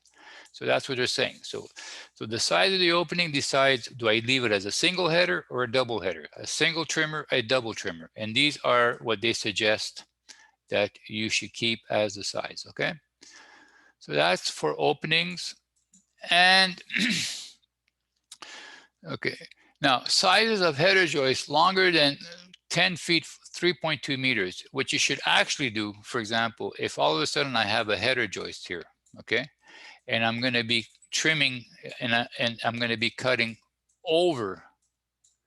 In other words, if this is going to be over 10 feet, what do they say, 20 feet 5 inches or 3.2 meters, well, you should actually design it as a built-up beam. Okay, that's all you have to do. Design it as a built-up beam, okay? It should be determined in calculations according to Part 4 of the National Building Code. In other words, what they're saying is that you have to do a structural design. And therefore, you just make sure you design as a built-up beam to see if you need a 2-ply, 3-ply, or 4-ply to be able to support the loads that are being supported by this header joist. And that's what a built-up beam is. When the header joist exceeds 2 meters, the size of the trimmer joist should also be determined by calculations. So what they're saying is that when this thing happens to go over 2 meters, you should also decide if you need built-up beams, in other words, more than 2 plies for your trimmer joist. And that's what you do is simple. If I want to design this one, this is my trimmer joist here. It's supported there, it's supported there. My header is here, and that just gives me a concentrated load there. And then I just analyze it with a concentrated load there and see what I need to be able to support the MF and the MR and the VR and the VF and all that. So that's all you have to do there.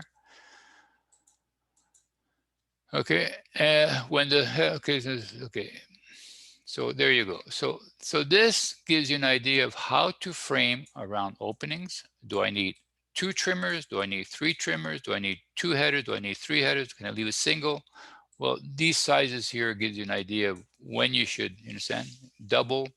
Like most carpenters will double everything, you understand, they'll double the header joist, and then they'll double the trimmer joist and all that. But if you want to be a little bit more accurate or precise, you can actually either rely on these things, or you can actually do the calculation to see if the joist can support that situation. Okay, so this is going to guide you on how to frame around openings. Okay, and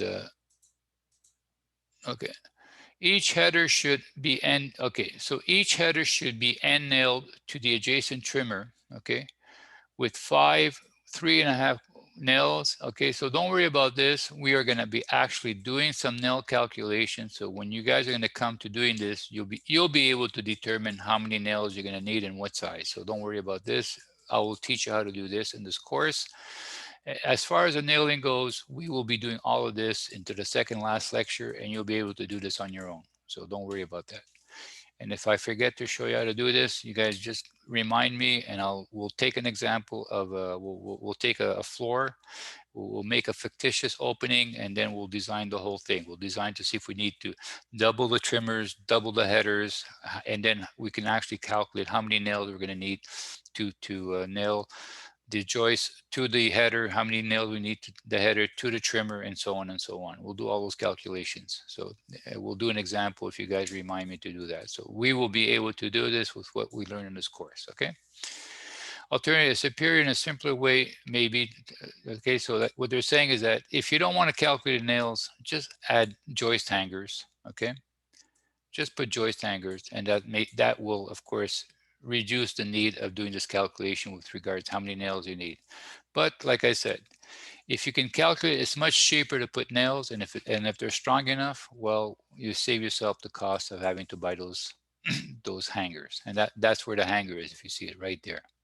That's where they have the hangers. The hangers for the header joist to the trimmer joist, and then the hangers from the joist to the header joist. Okay, does anybody have any questions now? So I just wanted you to realize that there is proper framing around an opening on the floor, and this gives you the guidelines of when to double these, when you should actually be designing these as built-up beams, and when you should be actually designing these as built-up beams based on these limitations, okay? Any questions? It's all good? Yeah. Yes, sir. So far, so good? Okay, so like I said, I sent you this document. You should, file it away somewhere in your library so you can have it. And okay. Okay, so clear, all dry. Okay, now I sent you like this here. Okay, this here is what the students did in 2018 in the wood class, okay? This was the project. You'll see it's totally different from yours, but this gives you an idea of what you're gonna have to do in terms, like in that project, I had a different project, okay? I had a fireplace on the inside of the house. The stairs were in the front, not in the back, okay? The beams were put in this direction instead of along the long. But this gives you an idea of what you're gonna, and then on top of that, this one was even more complicated because you'll see this on the cross section, there was a dwarf wall that was sitting on the foundation, and you won't have to do this because you're gonna have your foundations wall come right up to the underside of your ground floor because the foundation goes all the way up to the ground floor. So you won't even have to worry about this. There was a balcony here, and therefore we calculated how to cantilever the joist out of the house to create the platform for the balcony. So the architect could have come and put his stairs here. Okay, so this was support the little landing for the stairs. And of course, this was the opening that that was for the, and here again, like you'll notice that this was calculated to be a built-up beam, okay? Because this was fairly long and this thing was calculated as a built-up beam. Same thing happened here. And this gives you an idea of, here, I expect you guys to do this, you understand? Axis 1, axis 2, axis 3, axis 4. You might even have axis 5 where you're gonna have like wherever the columns are, that's where you're going to have your axis. So you're going to have 1, 2, 3, 4. You're going to have 5 in this direction, and you're only going to have 3 in this direction. You're going to have A, B, and C because your beam goes round down the middle.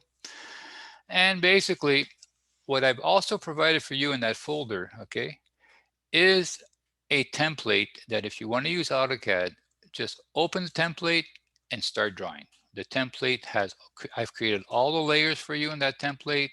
I've created all the, I put in the right letter size. I've adjusted all the dimension variables so that the arrowheads are the right size. Everything is just ready to go.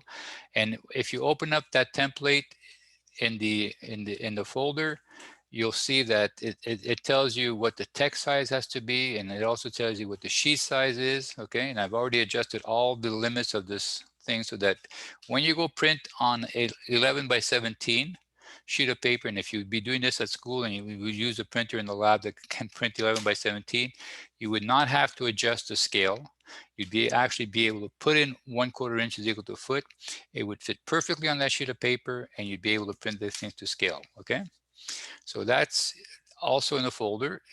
Of course, it's easy to recognize because it's the only AutoCAD file in that folder. And then what you can do is that once you did your ground floor, you simply copy, or what you can do is copy, like before you even start doing the ground floor, if you want to do the ground floor and then copy it, and then you put it right next to it and you do drawing number S1, you do the foundation plan with that. And then after that, you can do drawing S3, and then I'll show you how to adjust that template to do your drawing S4. So this is a drawing that you guys can get started on, okay? Now, the only thing that you guys, I'm sorry, you guys will have to do this because you do have window openings here. We will learn what size of header we will design these headers. Sorry, these lintels, okay? We will design these lintels, and that's going to be in another class, and we will design the columns that these lintels, and that's also, so you guys, so these are the openings where the windows are. I'm sorry, so this is it, and so on. So this gives you an idea of what you are expected, okay? And if you guys don't remember, these bubbles should not take up more than 3/8 of an inch of paper space, okay? And therefore, if you're drawing at a 1/4 inch scale, keep in mind that these bubbles should not have a diameter of more than 1.5 feet, okay? And that should be the maximum size of these bubbles. And if you guys don't remember how to put the lettering in the center of a bubble, well, you know, I can show you how to do that, not a problem. And that's it. So, and then these tags here, you can draw them yourself. And I'm not sure if I have these tags already into the blocks, or you have to, this was just, I like, these are tags that I developed for myself, and I use them every time I do. I've already have, I don't know if I put them in the template, but these are tags to show the cross section. So what I will expect for the drawings, this is one of them right here. You're showing me the ground floor. You're showing me how the floor is framed. In this case here, this was 4 2x6s, 4 2x10 running this way, okay? And the joists were running this way. And of course, here what happens is that you notice that it's 1.25 inch away from this line here, because this line here represents the perimeter of the foundation wall. And the reason why we do that is, I might as well explain that right now so you guys can understand why this is done, is that, hold on a second, let me just get, okay. So basically, here's my foundation wall like this, okay? Now, on the outside of the building, this is a very modest cost house. It's going to be something that, you know, most people can afford, and therefore we are simply putting siding on the outside, okay? Now, this siding is normally, okay, this siding is normally attached to a furring strip, which measures 3/4 of an inch. And then the lumber itself is then, after the furring strip, we have a 1/2 inch plywood that we sheathe the whole exterior walls with. So therefore, we're going to have a 3, and then after that, we start our wood frame here. In other words, we have the sill plate here on top, and then we have the header joist and so on. So that's why, like from the edge of the foundation, we specify that the wood frame here starts at 1.25 inches from the edge of the foundation, so that when they finally come and put the plywood onto the framing, and then they come to put the furring strips, the siding will come right up to the outside of the foundation wall. So when there's water, it will run down the foundation wall. It will not go through this construction joint. Now you should still have some, the architect's the one's going to worry about that. But that's why we have this 1.25 inches here from this line here, which represents the perimeter of the foundation wall, and the whole framing for the ground floor is set back by 1.25 inches all around. So that's what that is right there. Okay. And of course, these are the dimensions that that means that where do they have A, B, C, D? Oh yeah, they had columns. This is where they had their columns. So that's why they have that. That's okay. You'll see that on the next drawing. Does anybody have any questions regarding this drawing here? And don't forget, this is yes. Sir, you said we have an opening in our drawings, right? Yes, yes. And where the stairs are, where the stairs are, you have an opening. So you're going to have to put that into your on your drawing. But what are the dimensions? And well, you use a graphical scale. Do you know how to use a graphical scale? I'm not sure. No.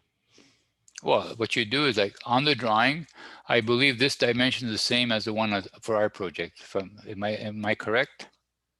Yeah. Yes, yes. Okay, so in other words, if this is 42 feet and you take this ruler here, and that ends up being, I don't know, 21 millimeters. So 21 millimeters is 42 feet. Then if I take another dimension of 18 millimeters, well, 18 millimeters is how many feet? You don't follow what I'm saying? Yeah, I'm following. Oh, that's a graphical scale. In other words, I'm doing that purposely so that you guys can get into the habit that sometimes you have no choice but to, do this graphically. I think that there's one PDF. I think there's one PDF version that we have at Dawson that you can bring in the PDF file and it actually measures for you on the drawing. I'm not sure. Yeah, we can do that on PDF. Exactly. So you can bring the PDF into the PDF editor and ask PDF to measure it for you, or you do it graphically. It's up to you. I like to do it graphically. It takes me 2 seconds. I know what one dimension is for so many millimeters. As soon as I do that, I do the ratio and I get the other dimension. And then when it comes to these openings in the lab, I'm going to tell you what these openings are, because I worked them out for you, and we're going to be using that size so that we all have the same calculations. You understand? I don't want people to have different numbers because they use different graphical scales. I will actually give you the size of those openings. Okay. Now, Omar, do you see me here worried about where this opening is with respect to my structure? Yeah, I see it. Yeah. No, I don't. If I did, I would dimension it. Do I dimension it? Wait. Oh, okay. Do I dimension it? No. Why? No, I don't care, because it's the architect that's going to locate the stairs on his drawings. I see. I just have to make sure that I frame properly around his drawing. You understand? So then the carpenter is going to look at the architectural drawing, is going to realize that from this line here to this line here, on the architectural drawing, he might want so many feet, so many inches, and that's what he's going to follow to do the openings. On the architect drawings, he's going to locate exactly where this window is. You understand? I'm just going to make sure that the carpenter knows what size of lintel to put there, what size of column to put there. You understand? Where it's located, he'll look at the architectural drawings. So that's why I'm not too concerned about the exactness of where the opening is as far as those drawings go. As long as I'm within plus or minus a couple of inches, as far as designing my structure goes, it won't affect my final calculations. Okay, so it doesn't matter where we put the opening? Yes, it does. But I want him to, like, don't worry if, what I'm getting at, Rena, I'm not worried if this is 2 feet, 2.25 inches, or if this is 2 feet. But it has to be in that order. You can't put this at 1 foot and put this, you understand? It has to be approximately there. Okay, but since we haven't seen the openings, we can't draw that yet. Sure, you've seen the openings. If you looked at your project, you know where the openings are. Look at your project. I'm not going to show you. I'm not going to start teaching you how to look at your project. That's something you should be doing on your own. Okay, it's just that I'm confused.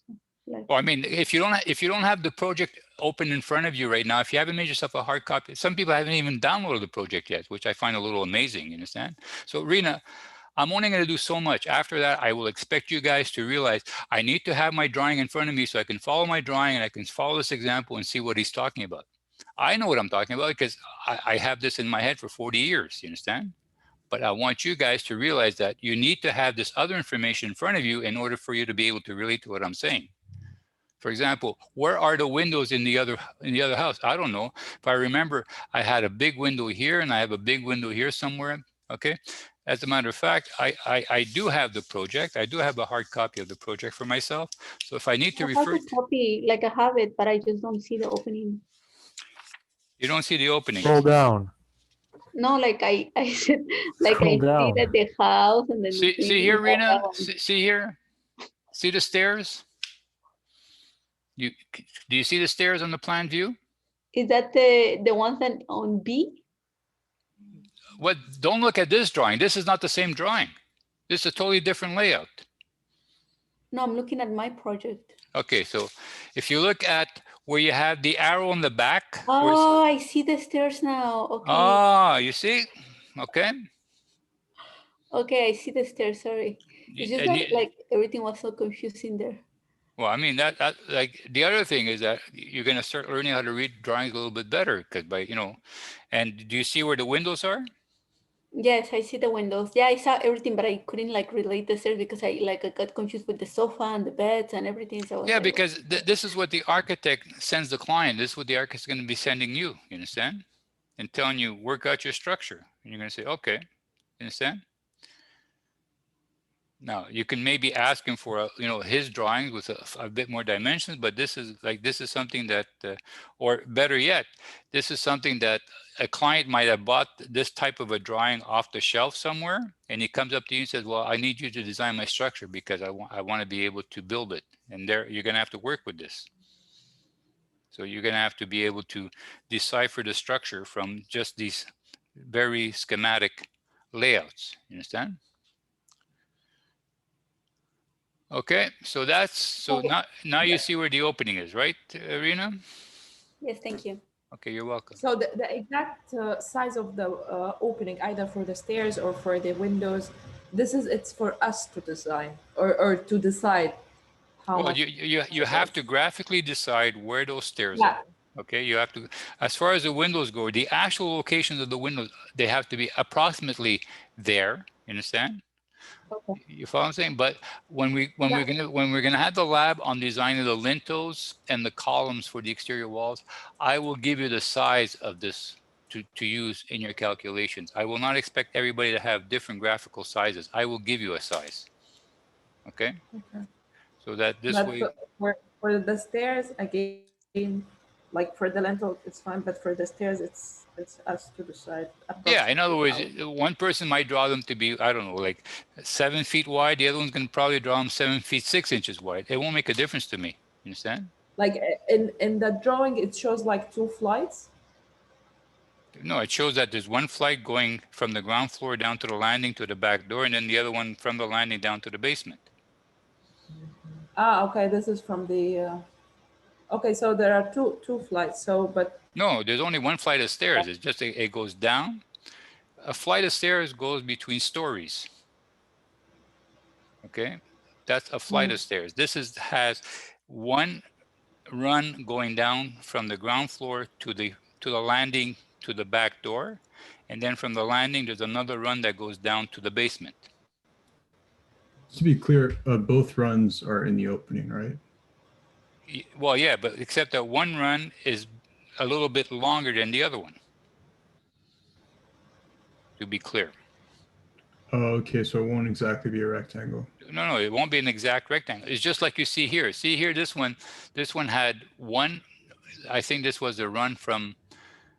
This was a run. I don't remember if this was a run from the ground floor to here. The front, the door was in the front. Okay, so the run came from here, came down to the landing here. Okay, and then from the landing it went down into the basement. Now let me go to and you'll see. This is what you're gonna have to see. This was at the front. Hold on a second. Now let me go to another drawing. and show you the foundation drawing. Hold on a second, clear. Okay, so now I'm going to show you the foundation drawing. Okay, so this was a foundation. So here, this was a framing for the landing. So you guys are going to have to frame the landing, and therefore you guys are going to have it back here somewhere. Okay, so your landing is going to be, but the landing has to be framed. The landing is going to have to be on some kind of columns, and you're going to need some kind of little footings to support those columns, because it can't stand in the middle of the air. Okay, these were columns that were to support the openings where they couldn't rely on something else. So this is all stuff we're going to develop together, guys. Okay, in this case here, the fireplace was on the inside, so therefore this was the big footing that was required to support. In your case, the fireplace is on the outside, so you're just going to have to worry about putting the footing on the outside of the wall. We will learn how to size this footing. Okay, and then once we get the size of this footing, we'll use the same footing all around. We will learn how to size these interior footings and so on. So this is the foundation plan. Now in this case here, you guys won't have this because you don't have a dwarfed wall. You will just have a straight 8-inch foundation wall. So you guys won't have this detail. They had a little bit more work to do because they had windows also in the dwarf wall. So here you'll see on the cross section what I mean by a dwarf wall. So this is the foundation plan, and I'll show you how to calculate the width of this foundation, of this strip footing. We will calculate the size of this isolated footing based on our loads and everything else. And this will all do together. And then I'll expect you guys to draw this, okay? And I've also included this PDF in your, so that you guys have something to refer to. Now, the only thing I'm going to ask is what I call a transverse cross section. In other words, you're going to take a cross section. Okay, hold on a second. But we do have some windows in the basement. We do? Yeah. Okay. On the yeah, but those are on the foundations, so you're gonna have to show them inside the foundation wall. You see that? Those windows were are in the foundation wall, so you won't have to have you show those in the foundation wall. You won't have this extra wall that you have to build here. Okay. I mean, okay. Do you follow what I'm saying? And then on top of that, where the windows are in this house, this is going to become a non-bearing wall and a non-bearing wall. So there's going to be very little. You don't even have to design the lintel over that opening because it's non-bearing. Understand? So we'll talk about that. Let's just get a general idea of what we need to do, and then we'll get into the details, because it's kind of useless talking about a detail. Just get an overall feeling of what you need to do, and then we'll start working it slowly. And trust me, I give you ample time. You have about 2 to 3 weeks at the end of the semester to finish your drawings completely, okay? And what I also do is that people have, during the lab, they show me their drawing. I say, yeah, you're on the right track. Don't forget to, and then with this, it gives you an idea, like if you're forgetting something, you'll be able to, show me, and I can tell you, yeah, that's good, but don't forget to add this, don't forget to add that, don't forget to add that. I will not just expect you to give me the drawing. I'll be there to hold your hand through the whole thing, okay? So don't worry about that. But you would need a hard copy of the project. Sorry? Yeah, because you would need a hard copy of the project, because you mentioned that we need to print it. Yeah, you need to get, once you've done your 4 AutoCAD drawings, you're going to send me your AutoCAD drawing, right? Okay. And then on top of that, you're going to print PDF like this, because if we were at school, you'd actually be printing this on a 11 by 17, and I would show you how to fold an 11 by 17 so it becomes 11 by 8, and you would insert it at the end of your design brief, and you would give me the whole thing, so that when I'm correcting your thing, I correct your whole design brief, and then at the end I open your drawings and I correct your drawings. Okay, I didn't know that you need to give like a hard copy. I thought it's No, not a hard gonna be copy. sending you. If we were at school, you would have to give me a hard copy, but here I want you to copy this and add it with your design brief. Yeah, because this is what I'm going to be correcting, not your AutoCAD. Yeah. Okay. I mean, we're not there yet. Okay, so let's not jump to week number 13 when we just. Okay. Let's worry about week number 4 and week number 5. Let's take it. We're taking baby steps, and we're eventually going to be able to walk to the goal line. Okay, how's that? Fair enough. Yeah. So I just want to go through how much time do we have left? we have about 15 minutes max. So I just want to go through this a little bit with you so you get an idea of what to expect. Okay, so there's not, oh my God, I didn't think that this is what we needed to do. This is what you're going to need to do. Okay, and that's why I suggest that if during your spring break you happen to have some time and you want to get started, you understand? And if you get started and you print the PDF and you send it to me, I'm going to tell you, yes, you're on the right track, and I'll even make comments. So, don't worry about that. Okay. So now let's keep going so that, so now the third drawing that you're going to be able to do to a certain extent is a general cross section, okay? A transverse section. Now here, like I told you, this house here was slightly different, which is a little bit more complicated than what you have. This light here in the wall only went slightly above the exterior, and then there was a dwarf wall made out of wood that was actually built on top of the foundation wall. And that's why on their foundation plan, they have also some additional walls showing, okay? But in your case, that's not what you're gonna have. You're gonna have the foundation wall go right up to 6 inches above the ground level, or no, 8 inches above the ground level, and then your wood structure is going to start on top of that. You understand? So you're not going to have this. You're just going to have your wall going all the way up, and so on. Okay, and of course these are the footings for and so on. And then this is just to show the reason why we do a transverse cross section. We want to show the relative clearance, and you'll notice here you have no horizontal dimensions. The only thing you see here are all the vertical dimensions, okay? And of course, this is just your truss configuration. So this is what, okay? And this here is the, whatchamacallit, the, excuse me, that landing there that was in the front of the house, you guys are gonna be having it at the back of the house. It makes no difference. So this is the sand. So this is, and like, so you're going to be putting a 4-inch concrete slab, 3/4 inch crushed stone, which is a typical thing. If you want, you can specify a vapor barrier, but that's up to the architect because that's nothing to do with you, okay? And so on, and that's it. So that's the cross section. And then last but not least, and this, like we said, we're going to be doing towards the end of the semester, is we are going to, okay, sorry, I should clear the drawing. Okay, so this is where we are going to, I don't know if it's going to be in a couple of weeks from now, okay, we are going to be analyzing this truss, okay, we are going to be getting all the forces inside this truss, and then we are going to design the top chords, we're going to be designing the bottom chords, we're going to be designing the web members in a couple of weeks because we're going to be learning how to design for combined bending as well as axial loads. So we'll be doing the truss here. And then towards the end of the semester, when we learn how to do the nailing, you guys are going to be able to determine how many nails you need for this joint. And then based on the number of nails, you will determine what is the size of the gusset plate. And of course, you have one gusset plate here, another gusset plate there. You'll see that this is symmetric. So basically, this gusset plate, you only have 1, 2, 3, 4 gusset plates because the other ones are symmetric. And this is just your nailing schedule. So here, this is joint number 1. It required 53 nails. And then this is joint number 2. It required 53 nails. Of course, these nails should be equal because the load has to transfer one to the other, and so on. Joint number 5 required 13 nails. So this is the nailing schedule. And this is to tell the carpenter how big he's got to cut his plywood so that when he puts all these nails, he has sufficient space to put those nails as what's required in this nailing schedule. And then I'm going to, of course, show you how you can take the same drawing, 1/4 inch to a foot.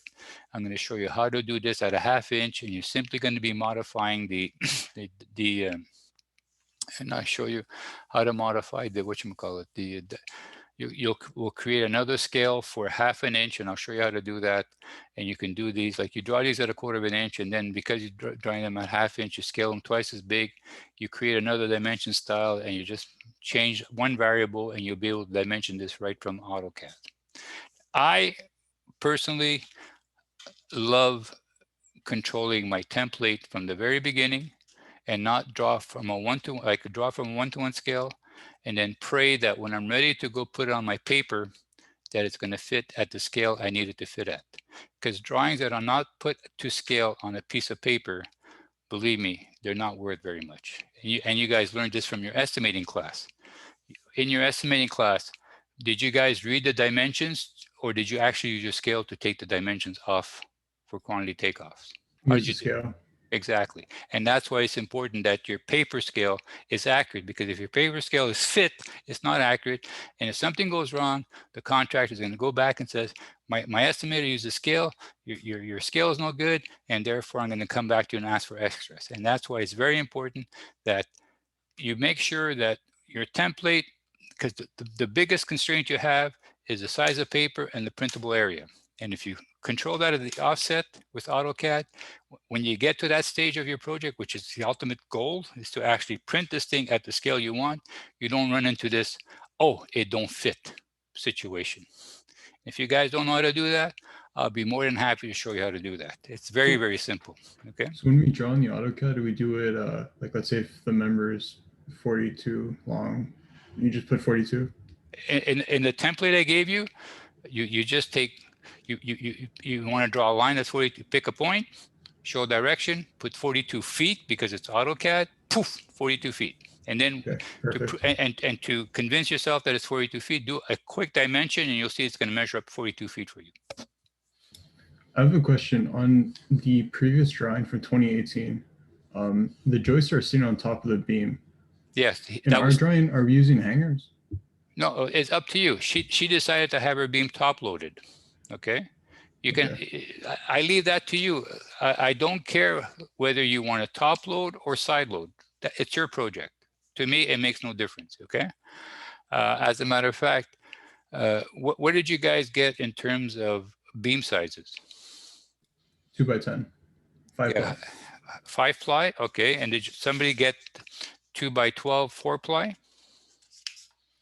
Yeah, but isn't it because like the joists are 2 by 10 when it makes sense? No, they're both correct. They're both correct. Let me just go double check. Which one would you pick? Pardon? I got both actually. We got both. Both. I think both. When I did it, I got to go back and check my notes. But when I did, I know that there was 2 solutions and both were good. Like, let me just check my notes here. I have it because guys, I do this. This is a new project for me because I never do this year. I always do the second year. This is completely new for me, so I got to redo all my calculations just like you guys are doing. And I believe that I ended up getting. I believe I ended up getting 2 choices. Yeah, a 5 ply 2 by 10 and a 4 ply 2 by 12, if I'm not mistaken. So whoever got a 4 ply 2 by 12, you're just as accurate as a 5 ply 2 by 10. Okay. So that's a very good size, and I think that's what I ended up getting also. I'd have to look at my notes. So guys, this gives you a good overview of what you're going to be doing, and don't panic for steel. I'm going to be doing exactly the same thing for steel when we're going to be, ready to do the drawings. But and like I said, if you open up that little folder I sent you on Leah, you'll have one one AutoCAD file there. I even call it wood template. I think I called the name of the file. Just open it up in AutoCAD and start drawing. Don't worry about anything, like draw, like if it's 42 feet, draw 42 feet. And I can prove it to you. I even tell you, I even wrote on the template what your paper size is. So you can erase that from your template or just copy it and drag it outside of your sheet so you can remember what C-side to use. I even tell you what C-side that you can, okay? And to prove yourself that it works well, when you print, like take even that template, take that C-size that I tell you, like go to AutoCAD and like just print that template, pick the PDF. I think pick the AutoCAD PDF General as a plotter. Okay, and then as a C size, take whatever I specified on the template. I don't remember exactly. Then pick a window and then go from one corner to the other. Make sure you put the scale 1/4 inch and do a preview. I can guarantee you it's going to fit on that sheet. That means that if we were at school and we would be feeding an 11 by 17 in the printer downstairs, by doing this, when you would be printing your drawings, they would come out at a 1/4 inch scale. I can guarantee you that.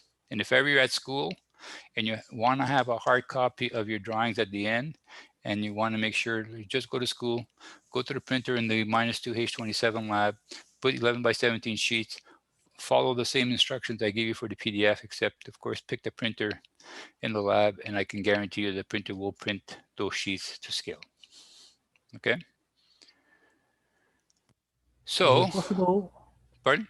Is it possible to do this project on Revit? Possible to do this project on what? Revit. Yeah, if you want, but I find that Rivet Wood is a little more complicated than AutoCAD. It's up to you. I had one student about 4 years ago.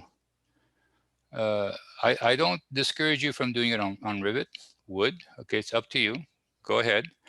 I had one student doing it on wood. He had started and he realized that the steel easier on Rivet than it is on AutoCAD. So I'll let you choose for Rivet. You understand? But for wood, it's up to you.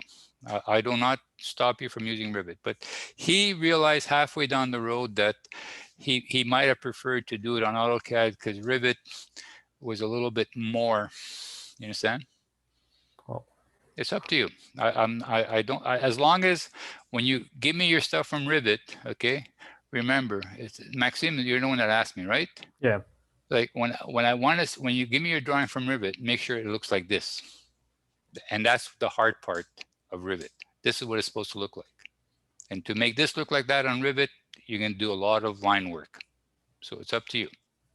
Oh, it's doable. Pardon? It's doable. Everything's doable. I'm just saying in terms of time, you understand? It's just a question of time. But if you want to, I do encourage you to use Rivet because it's going to give you more practice with Rivet. Yes, go ahead. I mean, I know that one student out of everybody, all the years I've been doing it, only one student decided to do it on Rivet, the wood. The steel, if it was up to me, I would do the steel on Rivet. But some people don't feel comfortable with Rivet, so you do it on AutoCAD. I'm going to give you another template for the steel project that's going to work. Okay, but whichever software you want to use, all I'm asking you is that at the end of the day, make sure your drawing looks like this. And this is not me that did this drawing. This is the student. Okay. Okay.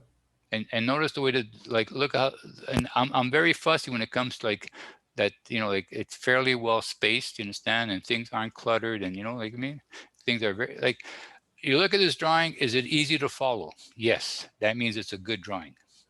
You follow what I'm saying? And that's because she used the right line weights, she used the right layers. I assigned the line weights, and therefore the program knows what to make the lines a little heavier, which ones to be a little bit lighter. Okay, you'll notice that. So that's how you create a well-defined drawing with AutoCAD, is to make sure that you assign the right line weight so that the structure is bolder, it stands out more, the notes aren't as bold, and these things here, like these circles here, are just there to make sure that they represent. See how light those are? That's all done with line weight. You understand? And that's how you create a nice, presentable drawing. But in my experience, it's easier to organize all the dimensions, their alignment and everything on Revit. Go ahead. Am I saying no? I'm telling you, yes, go ahead, please. You understand? I would love to, once you've done it, I forgot to ask the other students to give me a copy of his Rivet file. You understand? I forgot to ask him, okay? But if you're going to go ahead and do it on Rivet, Maxim, please go ahead. And then at the end of the semester, I would appreciate it if you send me your files. You understand? So I can have that. Pardon? No problem. But don't come to me at the end of the semester, like the other student, he said, I kind of regret, if it's up to you. By all means, I do encourage you to use Rivet. I don't discourage you. You understand? Because Rivet is going to become in about 10. It's even going to make AutoCAD obsolete. You understand? The way AutoCAD made manual drafting obsolete, Rivet is going to make AutoCAD obsolete. So it's just a question of the industry getting the funds to be able to convert their stations from AutoCAD to Rivet. Some people have done it. Okay, they're starting to get the work to justify that cost, and other firms are still waiting because there's not enough work there to justify. Like when Rivet first came out, Autodesk was charging $8,000 a station. That means that if you had 2 draftspeople using Rivet, that costs you $16,000 just to buy the software. And that takes, you have to justify that with the projects you have before you go and spend that kind of money. But it seems that the price is coming down, and at the same time, more and more people are using Rivet, and therefore it's going to be definitely the program that most of the industry is going to be using. When I first started to decide which program I was going to use when I had my firm back in the 80s, what I did is I went around, I did some research, and I found out that I think at that time it was 60% of the industry was using AutoCAD, and because there was a couple of different softwares available. And since I said, well, if 60% is using AutoCAD, I went with AutoCAD, and I think I made the right choice because AutoCAD did take the market. All the other ones like Sofdesk and everything else kind of went out. And now Rivet, which is also an Autodesk, developed by Autodesk, which is the same guy that developed AutoCAD, they'll probably, take that software will take over the market eventually. You understand? So, by all means, the more you go to learn how to use it, the better. You understand? And second question. Yes. The ceiling height, is it up to us or is it like set one? It's set. I mean, that's the length of a stud. Okay. What's the length of a stud? 8 feet? Exactly. Okay. There you go. As a matter of fact, I'll tell you right now. Okay. As a matter of fact, so that you guys can have this information. Okay. Here, let me just draw. Let me go to this cross section here. Okay. Here. Okay. Here they put 8 feet 2 inches. Okay. Now, in theory, okay. Okay. The reason why we put 8 feet 2 inches here, okay, is that is from the underside of the truss to the top of the subfloor, okay? Now, what happens is that at the underside of the truss, okay, if we're going to be putting a gypsum board, the gypsum board is never put directly onto the underside of the truss. This is the bottom chord of the truss. We always put a furring strip. I don't know if you guys know what a furring strip is. You should learn this somewhere. I don't know. Okay. Yeah, we learned. Okay, so this is 3/4 of an inch. Okay. And then on top of that, you have a 1/2 inch gypsum. So that's 1 1/4 of an inch. Okay. So what happens is that if you put, and normally what you do is that when you put the gypsum board, you always put the ceiling first. Okay. And then the walls, the panels are 4 feet and 4 feet. So therefore you leave a gap at the underside of the gypsum board so that when the wood shrinks, it will not buckle your wall. So that's why we make this 8 feet 2 inches. Okay. Normally it's a little bit less, but what they do is these studs are already cut to length. The studs are already 93 1/4 of an inch high. And then by putting a plate here of 1.5 inches and putting 2 top plates, because these are bearing walls, that's 3 inches. That is the actual rough opening between underside of roof structure and the top of the floor. So how much is that? 96, 97, you understand? That's the actual clear height between the floors. And some places, instead of buying 8-foot studs, they already sell these pre-cut at 93 1/4. So that's what, 96, 97, 90, you understand? And that's why I say 8 feet 2 inches, okay? That's for your general information.